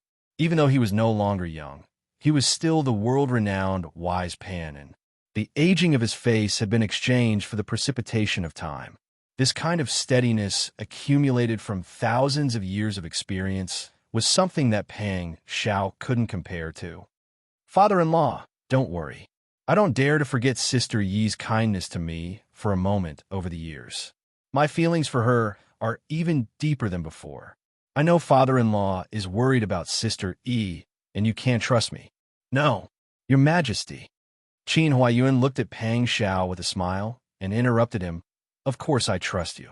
Otherwise, I wouldn't be willing to leave my daughter and grandson by your side. But I also know that you're in a difficult position. When you were an official, it was inevitable that you would make some in-laws in order to win over your colleagues. You couldn't refuse the beautiful concubines that your colleagues gave you. As an emperor, this kind of thing will only happen more often. It's not that I don't trust your character, but I understand all too well the difficulties involved. Qin Huaiyuan smiled again. But as a father, it's my responsibility to leave a way out for my daughter. It's also my intention. This has nothing to do with establishing an independent dynasty or anything like that. Pang Xiao also had trusted strategists. Those officials who had contributed to the emperor's ascension all had their own thoughts. A few of his most trusted aides also knew about the matter of Xia.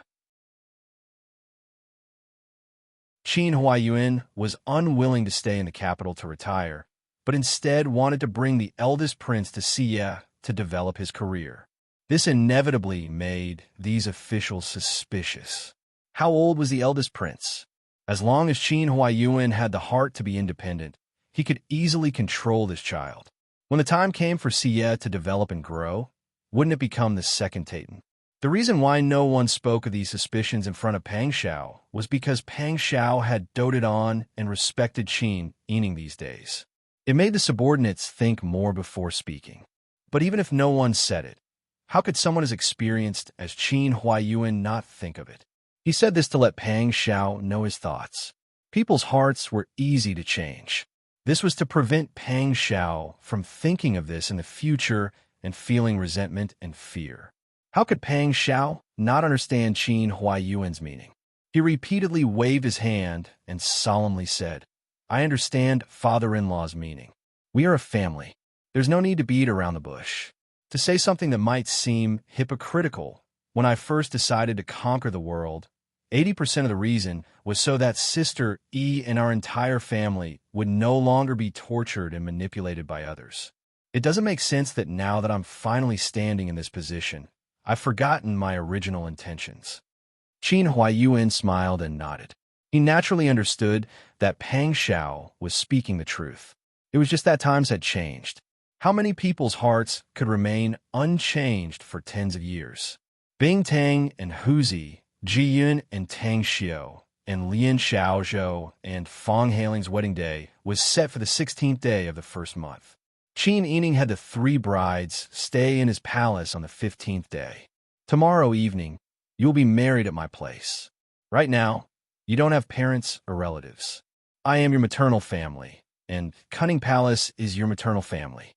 Qin Yining looked at the three people in front of him and said rather emotionally, When you return home in 3 days, I will send someone to bring you back.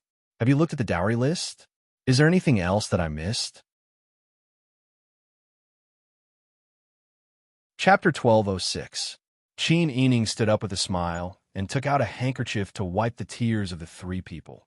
Isn't it good that I prepared everything for you? All right, don't cry. It'll be ugly tomorrow with swollen eyes on the sedan chair. Bing Tang sobbed and said, I have an ointment to reduce swelling. I'm not afraid.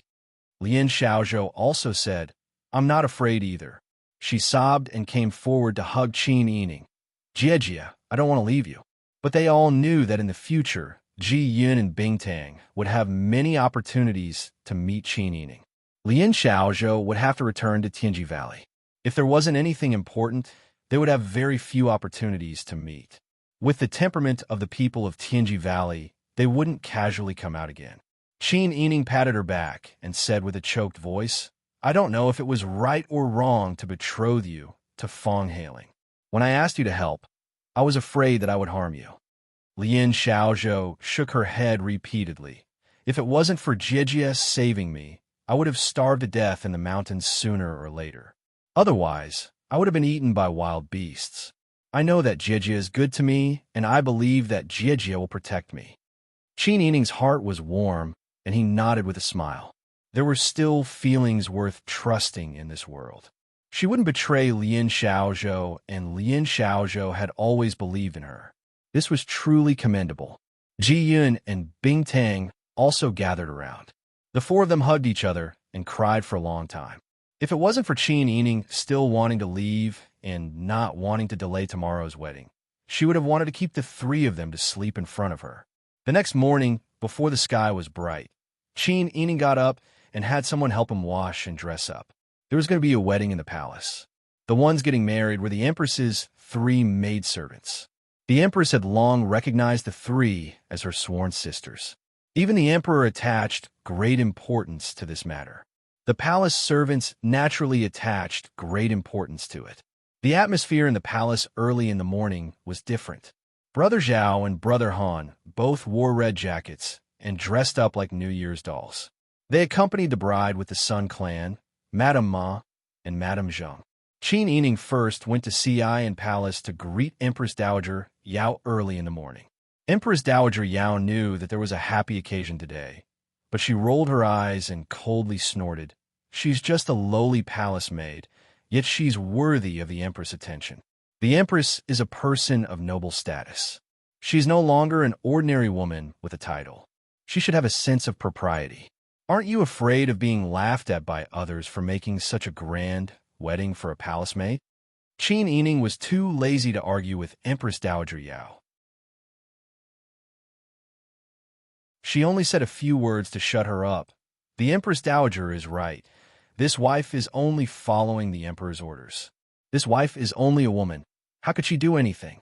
If the Empress Dowager feels that it's inappropriate, why don't this wife ask the Emperor to cancel this matter? You, don't use Dai Fu to suppress Aijia. Did Aijia grow up being scared? Not to mention that Dai Fu just became the Emperor. Even if he became the Jade Emperor, he crawled out of Aijia's stomach.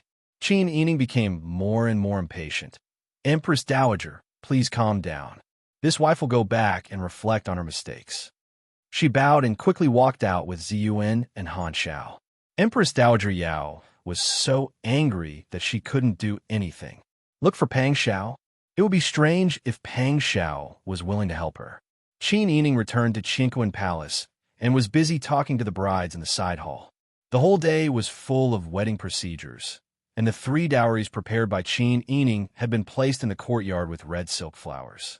In the evening, the sky was already dark, but the biting cold wind couldn't disperse the enthusiasm of the crowd.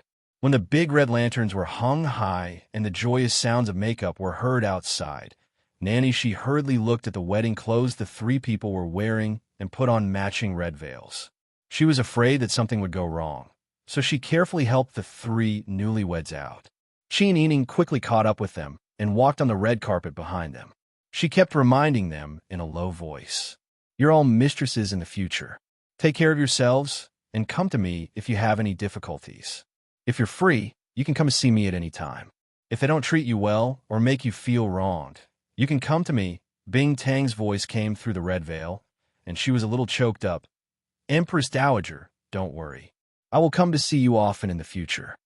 "Yes, elder sister," Lien Xiaozhou complained, but her voice was trembling. "You have been nagging me all day. I don't want to get married anymore."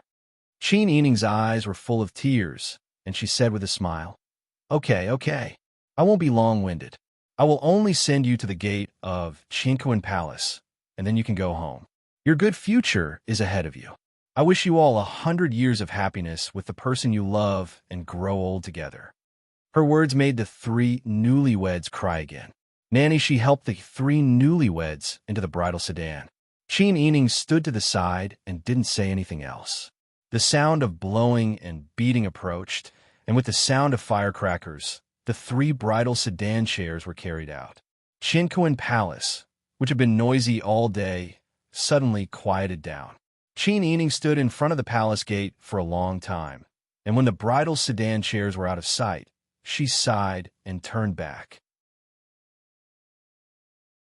Without Ji Yun and Bing Tang by her side, she was very uncomfortable, but she knew that she had to slowly get used to it. The meeting between people was short, and the separation was long. She was able to have such a period of time where they were as close as sisters, and now they had their own happiness and were rushing toward their own lives. Although she was disappointed, she was also happy for them. At the same time, in the Imperial Garden, Pang Xiao and Ji Ziyu also dismissed the people around them and walked one after the other on the quiet stone path in the winter night. Head eunuch Luan Fu, with a group of eunuchs and imperial bodyguards, only followed from a distance and didn't get close. Pang Xiao said with a smile, "Huzi and Tang Xiu, those two brats are going to get married. They are so happy that they can't tell north from south. Alan, I will find you a good girl later, and your marriage should be decided." Ji Ziyu raised his eyebrows. This official is afraid. There is no need to bestow a marriage. Pang Xiao laughed and patted Ji Ziyu's shoulder. "There are no outsiders here. You don't have to be so restrained. We are just brothers. Let's talk." Ji Ziyu smiled, but his delicate brows couldn't help but furrow. Pang Xiao said, "I plan to make your title hereditary. In the future, your descendants will all be Duke Dinghua. Tell me, don't you want to get married as soon as possible so that when you have descendants, they can come and play with their older brothers and sisters?" Ji Ziyu's smile was faint, and there was no extra emotion on his incomparably handsome face. His eyes flashed, and in the end, he still opened his mouth. "Emperor, in fact, this subject came today to resign with you." Pang Xiao was stunned when he heard this, and his footsteps also stopped. "Resign? Is there something going on in the imperial court that is not going well? Or did I do something wrong? Alan, there is no need for us brothers to beat around the bush. If there is anything you are dissatisfied with, you can tell me. Why do you want to resign?" "Emperor." Ji Ziyu turned around and looked up at Pang Xiao. The long cloak with the snow fox fur collar was loosely draped over his shoulders, revealing the snow-white collar. When he raised his head, the beautiful curve of his neck and Adam's apple were revealed in an unguarded manner. "Emperor, how am I dissatisfied? I just am finding it harder and harder to control my thoughts." Pang Xiao was stunned and didn't know what was going on for a while. Seeing Pang Xiao's expression, Ji Ziyu smiled again.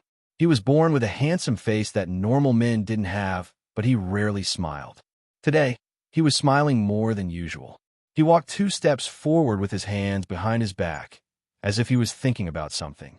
After a while, he suddenly let out a long sigh, as if something was suddenly released.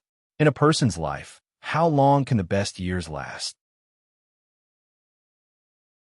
This subject has worked hard for this country for the first half of my life. Now that the country is stable, the Tatars in the north don't dare to invade again, and the southern Yin in the south are as quiet as quails. Crushing them is only a matter of time. There is nothing for me to worry about in this country anymore. I also want to retire and do some things that I want to do while I'm still young. Alan, you don't want to stay by my side and help me. Pang Xiao's voice couldn't help but be a bit anxious. He grabbed Ji Ziyu's wrist and carefully looked at him as he said, "Everyone says that it is easy to create a dynasty, but hard to protect it. The difficult days are still ahead. You and I have fought side by side until now, and there will be so many dangers in the future. I need someone I can trust, and the one I trust the most is you. It is this subject's honor that the Emperor is willing to trust this subject. But after so many years, this subject is really tired." Ji Ziyu's voice was filled with unsolvable sadness. Now that the country is stable and the Emperor's position is stable, you have your wife and children by your side, and there are no foreign enemies. With the Emperor and his subordinates' abilities, it will only take a few years for this country to be orderly. There is no need for me here. But, Emperor, I don't want everything to change beyond recognition in the future. I thank the Emperor for your permission." Ji Ziyu respectfully bowed to Pang Xiao. Pang Xiao hurriedly reached out to help him up. Of course, he understood what Ji Ziyu was saying. When they first became sworn brothers with Li Qiqian, they had given their hearts to each other. It was common for them to save each other's lives when they fought for the country. At least half of the blood shed by the three of them was for each other. But what happened to the three of them now? Li Qiqian was imprisoned in the basement. Ji Ziyu was planning to leave the imperial court for some insignificant matters. Then he thought about Qin Yining's family. Not everyone was willing to sit on the emperor's throne. At least, if he wasn't the emperor, Qin Huaiyuan wouldn't have tried to give Qin Yining a way out. And Ji Ziyu would not be polite to him and say that he wanted to resign. Pang Xiao gritted his teeth. After a long time, he squeezed out a sentence. Alan, you've really made your decision? Ji Ziyu looked into Pang Xiao's eyes. After a long time, he nodded and said with a relieved smile, Yes, I've made my decision. Everyone had their own ambitions. Pang Xiao knew that he couldn't stop him, but he felt like a big stone was pressing down on his heart. He patted Ji Ziyu's shoulder, but couldn't say anything. The two of them walked for a while more before Ji Ziyu said his goodbyes and left. Alan, I'll keep your official position and title for you. If you want to come back, you can come back at any time. Pang Xiao walked Ji Ziyu to the corner gate of the Imperial Garden. Ji Ziyu smiled and nodded, but he knew in his heart that if he left, he would never be able to come back to be an official in this life. Chapter 12:07. Ji Ziyu had indeed made up his mind. The next day, he handed over the memorial to the emperor. Pang Xiao still said the same thing. Alan, if you want to travel around, then go ahead. But don't forget to come back. You have a home in the capital. I'll keep your duke's mansion, title, and official position for you. The high and mighty emperor still referred to himself as I when he said these words to Ji Ziyu. He wasn't pretending to be close to him, nor was he trying to be approachable. Ji Ziyu knew that Pang Xiao had always trusted and been close to him from the bottom of his heart. Unlike Li Qiqian, who had become high and mighty after taking over the throne. Even when they were close to each other, he was just putting on a show for others to see. Ji Ziyu's eyes reddened. Such a good Pang Xiao. He hurriedly lowered his head to hide his surging emotions. After a long time, he bowed and said in a hoarse voice, Thank you, Emperor. This subject is eternally grateful. Why are you so polite? Pang Xiao hurriedly helped him up and sighed. Have you decided on a date to leave? Where do you want to go first? I'll send you off then. Emperor, you're busy with court affairs. No matter how busy you are, there's still time. Pang Xiao didn't wait for Ji Ziyu to finish his words and made a strong decision. Ji Ziyu felt both sweet and bitter in his heart. Suddenly, he didn't want to leave, but he didn't say anything. He just bowed his head in tacit agreement.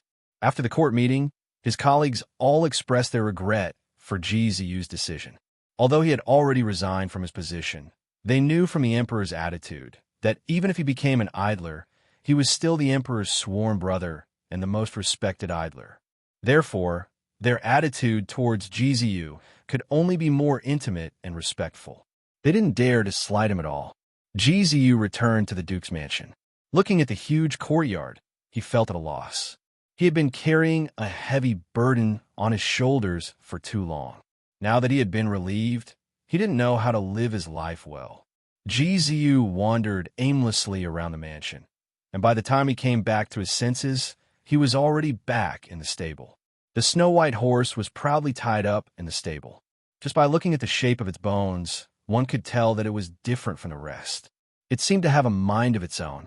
When it saw Ji Ziyu, it raised its head. Its shiny fur glowed faintly under the sunlight, making it look exceptionally beautiful. Ji Ziyu stepped forward. White Cloud moved closer to him, lowered its head, and intimately rubbed against Ji Ziyu's face. Ji Ziyu stretched out his arms and hugged the horse's neck tiredly. He closed his eyes and buried his face in it. Forget it. So be it. The next day, the Chamberlain of Dependencies received the envoys from the Southern Yan. The envoy respectfully presented a generous gift dripping with blood, which was enough to shock the entire court. In the throne room, there were two exquisite boxes containing 2 human heads that had been specially treated with embalming. because the old man and the young man had died peacefully. Everyone saw it very clearly. They were Gu Shixiang and the Yu Qian. Greetings to the emperor of the great Xian dynasty. Our emperor has always admired the emperor of the great Xian dynasty. Even when chatting with the officials, he would always mention the heroic deeds of the emperor of the great Xian dynasty. The Yu Qian and Gu Shixiang were the remnants of the Dian. A few days ago, they hid in the southern Yin. They actually had the intention to contact their former subordinates. Now that the great Xian dynasty is peaceful and the people are at peace, the people are finally able to live a peaceful life. How could we allow people like them to ruin it? My emperor made a prompt decision and offered the heads of the two. Firstly, it was to stabilize the country. Secondly, it was to show the sincerity of our country to the emperor of the great Xian dynasty. I hope that the emperor of the great Xian dynasty will understand. Pang Xiao looked down at the Yu Qian and Gu Shixiang's heads in the boxes. He was silent for a while before he said, "Although the Yu Qian is the ruler of a fallen country, he is still the ruler of a country. The Yin dynasty's imperial mausoleum still has a place. Let's send the Yu Qian back to the imperial mausoleum in the old capital of the Yin dynasty." As for Gu Shixiang, he assisted the three emperors. Although his position is different from ours, we cannot deny his loyalty. This old man can only be respected and buried. The emperor is wise. The officials cheered in unison. Pang Zhao's action made them admire him very much. After the Yu Qian joined the Li Tian, he often opposed the emperor when he was still the Prince Zhongshuan. Now, the emperor was willing to let him be buried in the Yuqi family's imperial mausoleum and give the Yu Qian and Gu Shixiang dignity. 100 years was already benevolent. The Southern Yin envoy saw Pang Zhao's attitude and cold sweat almost dripped down. He said, "Emperor, our Southern Yin is located in a corner of the sea. Our country is small and weak. We really don't want to have any more disputes. These years, our country is only trying to stabilize and develop." Pang Xiao smiled and just nodded. The Southern Yin envoy lowered his head and didn't dare to look directly at the emperor. He said, "Therefore, the new emperor really doesn't need to be so cautious. Even if the Southern Yin border doesn't have the Southern Pacifying Army, and there aren't dozens of warships outside Southern Yin's coastal defense, Southern Yin will definitely not be disloyal to the Great New Wave." The Southern Pacifying Army was currently guarding the border between the two countries in the south. This group of men who had just returned from the battlefield, even their spirit was different from ordinary soldiers. When they stood there, they were filled with murderous intent. Just a casual roar was enough to make the Southern Yin border army tremble with fear. They were afraid that the other side would directly attack. The Southern Yin border was near the sea. They thought that they had the final say in the sea. But who knew that at some point there were dozens of warships of various sizes approaching and surrounding Southern Yin's coastal defense? The Southern Yin emperor and officials really couldn't think of any other way. That was why they deceived the Yu Qian and Gu Shixiang who had fled to the Southern Yin border. After killing them, they offered their heads as a show of sincerity and asked for peace.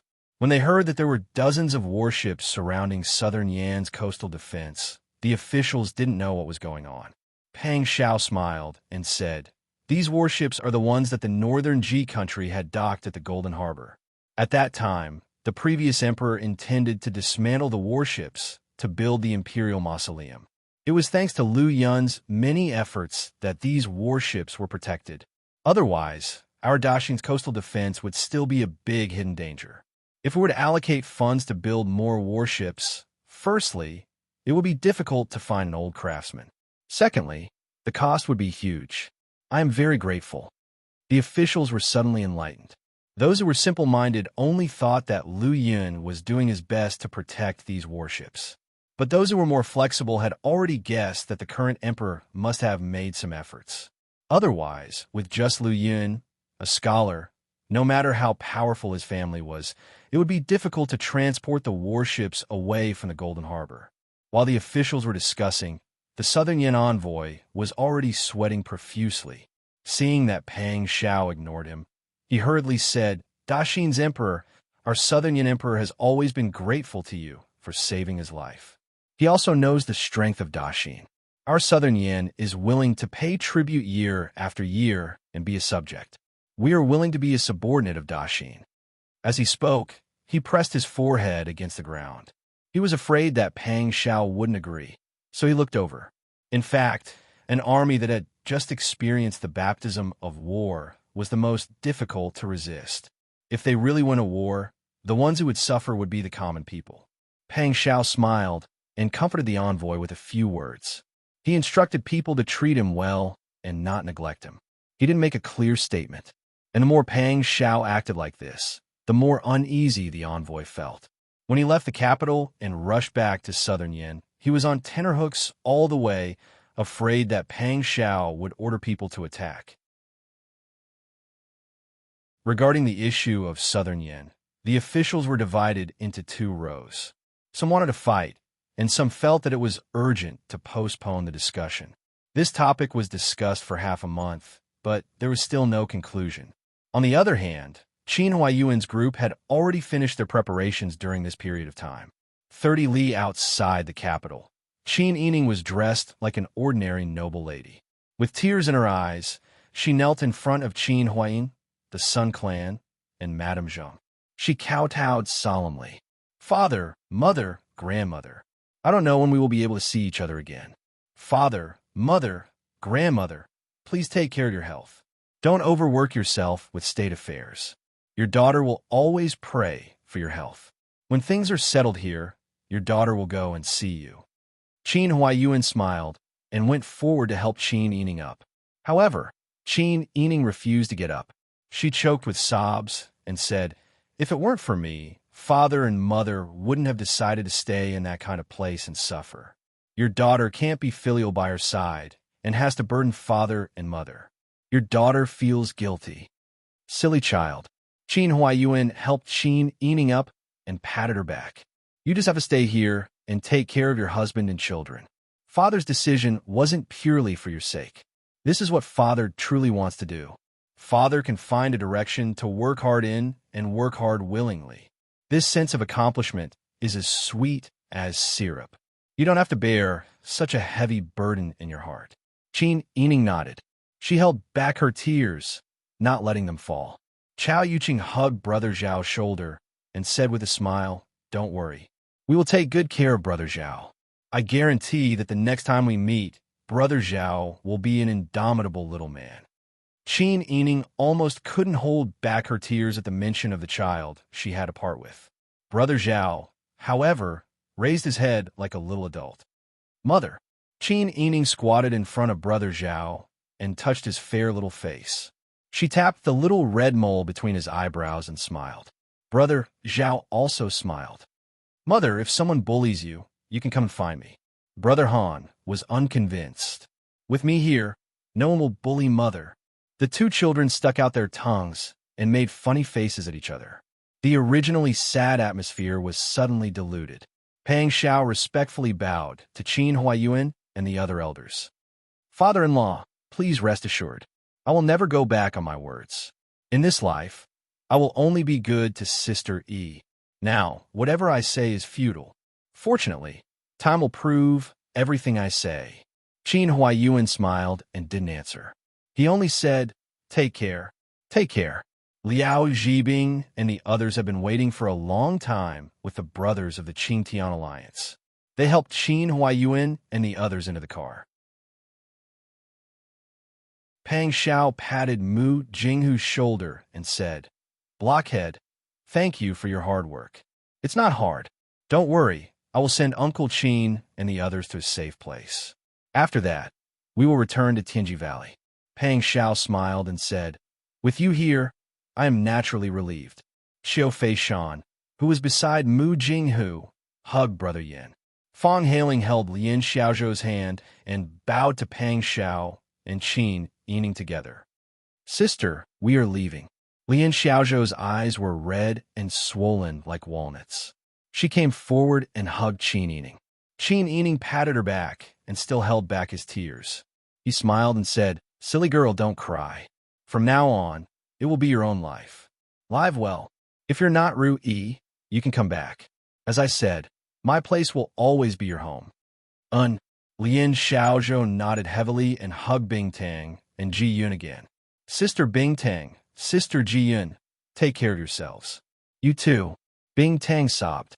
After Lien Xiaozhou was brought back by Qin Yining, she had always liked to stay by her side. She also especially cherished the little girl who could not even speak at that time. Now, they had their own families and lives. She did not know when she would see them again after this farewell. Everyone got on the carriage. Qiu Feishan also got on the carriage with Brother Yin. Mu Jinghu rode beside the carriage and waved goodbye to Qin Yining and Peng Xiao with a smile. Jia! The coachman waved his whip, and the carriage set off on the official road. Qin Yining and Peng Xiao stood there with Brother Han. Brother Zhao leaned half of his body out of the carriage window and waved vigorously at Qin Yining and Peng Xiao.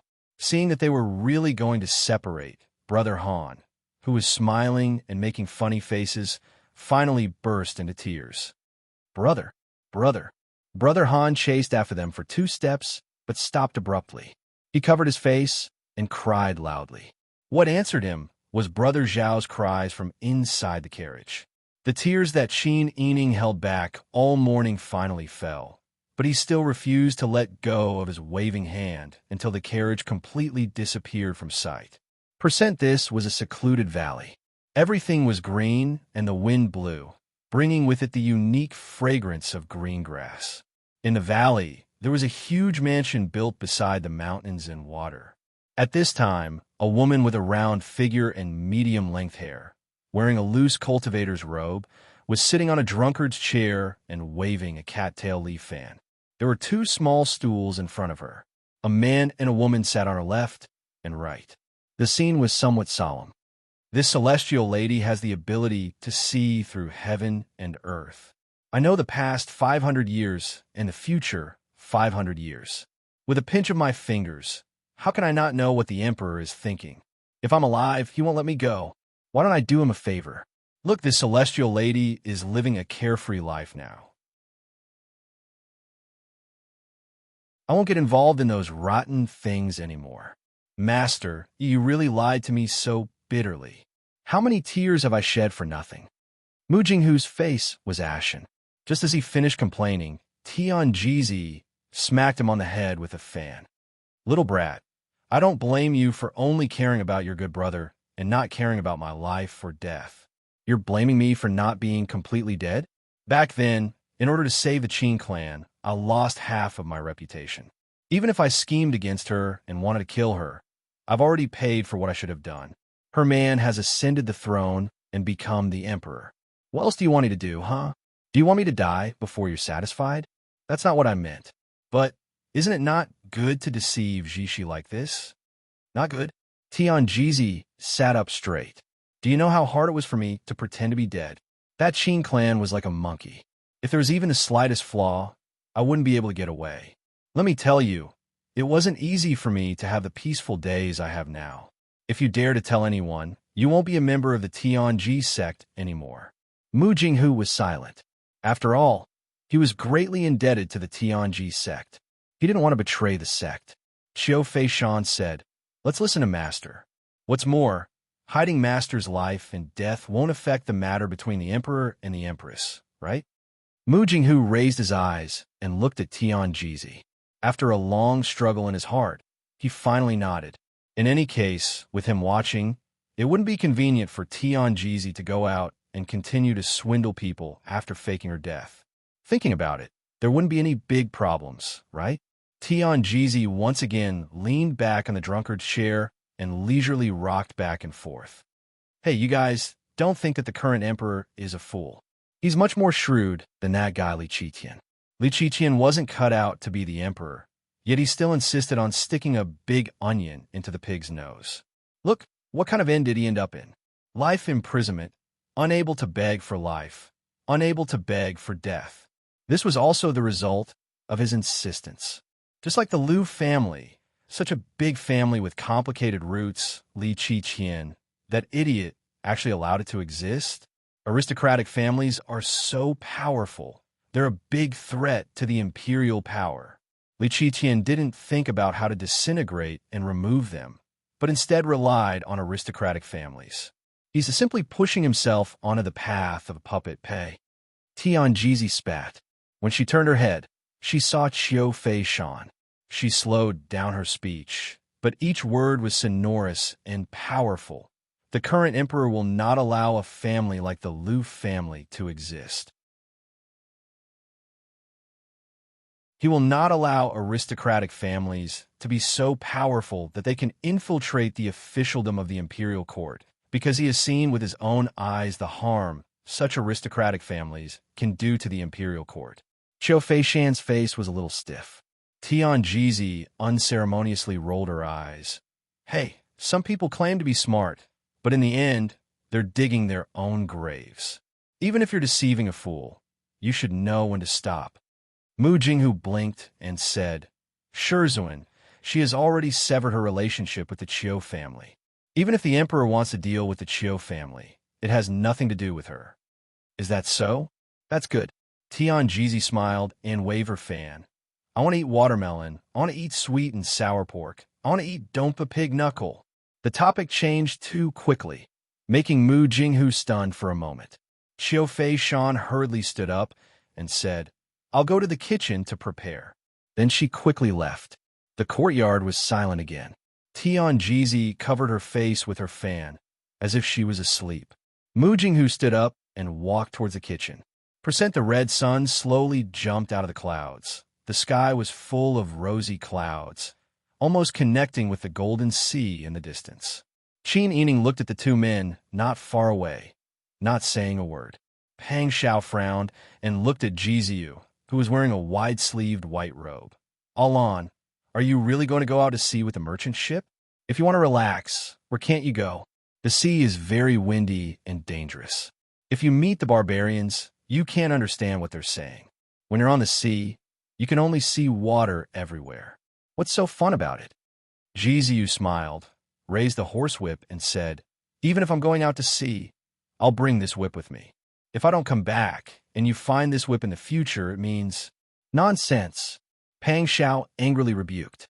When he was searching for Qin Yining and the situation was at its worst, Jiziyu gave him the horsewhip to make it easier for him to command his subordinates. The Dragon Stallion army soldiers in the northern borders all recognized that horsewhip. In exchange, Pang Xiao also gave his horsewhip to Jiziyu, and Jiziyu used Pang Xiao's horsewhip until now. Jiziyu turned to look at Qin Yining, who was not far away, and smiled. He took the reins from the servant behind him and led the shiny white horse over slowly. Qin Yining looked at Jiziyu with a complicated gaze. Empress, I stole this horse from you years ago, and it has followed me everywhere since then. Now that I'm going out to sea, I'm giving it to you. I hope you could take good care of it. As he spoke, he handed the reins to Qin Yining. Under the morning light, Jiziyu's bony hands were half hidden in his wide sleeves as he handed the reins to Qin Yining. Qin Yining slowly raised his hand and took it. White Cloud seemed to know that its master was leaving, and it leaned down and rubbed against Jiziyu affectionately. Jiziyu smiled and patted it. His warm smile was like he was treating his own child. Jiziyu smiled. Empress, what's yours will always be yours. Now, it's returned to its rightful owner. Take care. Qin Yining seemed to have something stuck in his throat, and he could only say this. Jiziyu smiled and nodded. He turned around and patted Pang Xiao's shoulder. Then he picked up the horsewhip and strode towards the small boat docked at the Golden Harbor. He borrowed the momentum of the small boat to move towards the large merchant ship. The servants and guard accompanying him hurriedly bowed to Pang Xiao and Qin Yining, and then quickly followed. Pang Xiao's furrowed eyebrows gradually relaxed as he watched Chu Yang's slender figure jump from the small boat onto the rope ladder. He then stepped on the steps and boarded the big ship. Pang Xiao shouted, Be careful and come back soon. It was unknown if Jiziyu heard him from the side of the ship, but he just waved his hand at him. The boatman shouted, and the merchant ship raised its sails. With the wind blowing, it sailed towards the sea in the morning light. Qin Yining led the white horse and stood beside Pang Xiao. They watched as the ship went further and further away until it became a black dot on the sea surface. Only then did they look at each other. Pang Xiao smiled and said, "Let's go. Golden Harbor hasn't been here for a long time. I'll take you out to play for 2 days before going back." Qin Yining raised his eyebrows, and his large eyes were full of ridicule. "Playing with me? Aren't you afraid that the imperial censors will accuse you of not attending to the court? Let them be. It won't be too late to think about it when I really delay the court." As he spoke, he domineeringly pulled Qin Yining towards Golden Harbor City. Behind him, Huzi hurriedly led several Jinghu Wei servants to quickly follow with a smile. A gust of summer wind with the smell of the sea blew past. It blew past Qin Yining's hair, past Pang Xiao's smiling handsome face, and past the faint footprints on the grass behind them, making a happy, rustling sound. The morning sun had risen. It was a brand new day. You're tuning in to the Romance Rendezvous YouTube channel. We're so grateful for your support, and don't forget to subscribe to join us on this incredible journey through captivating stories. Your generosity through donations truly makes a world of difference, as it's the primary source of revenue that allows me to expand and enhance this channel for you. Thank you from the bottom of my heart for being a part of this adventure.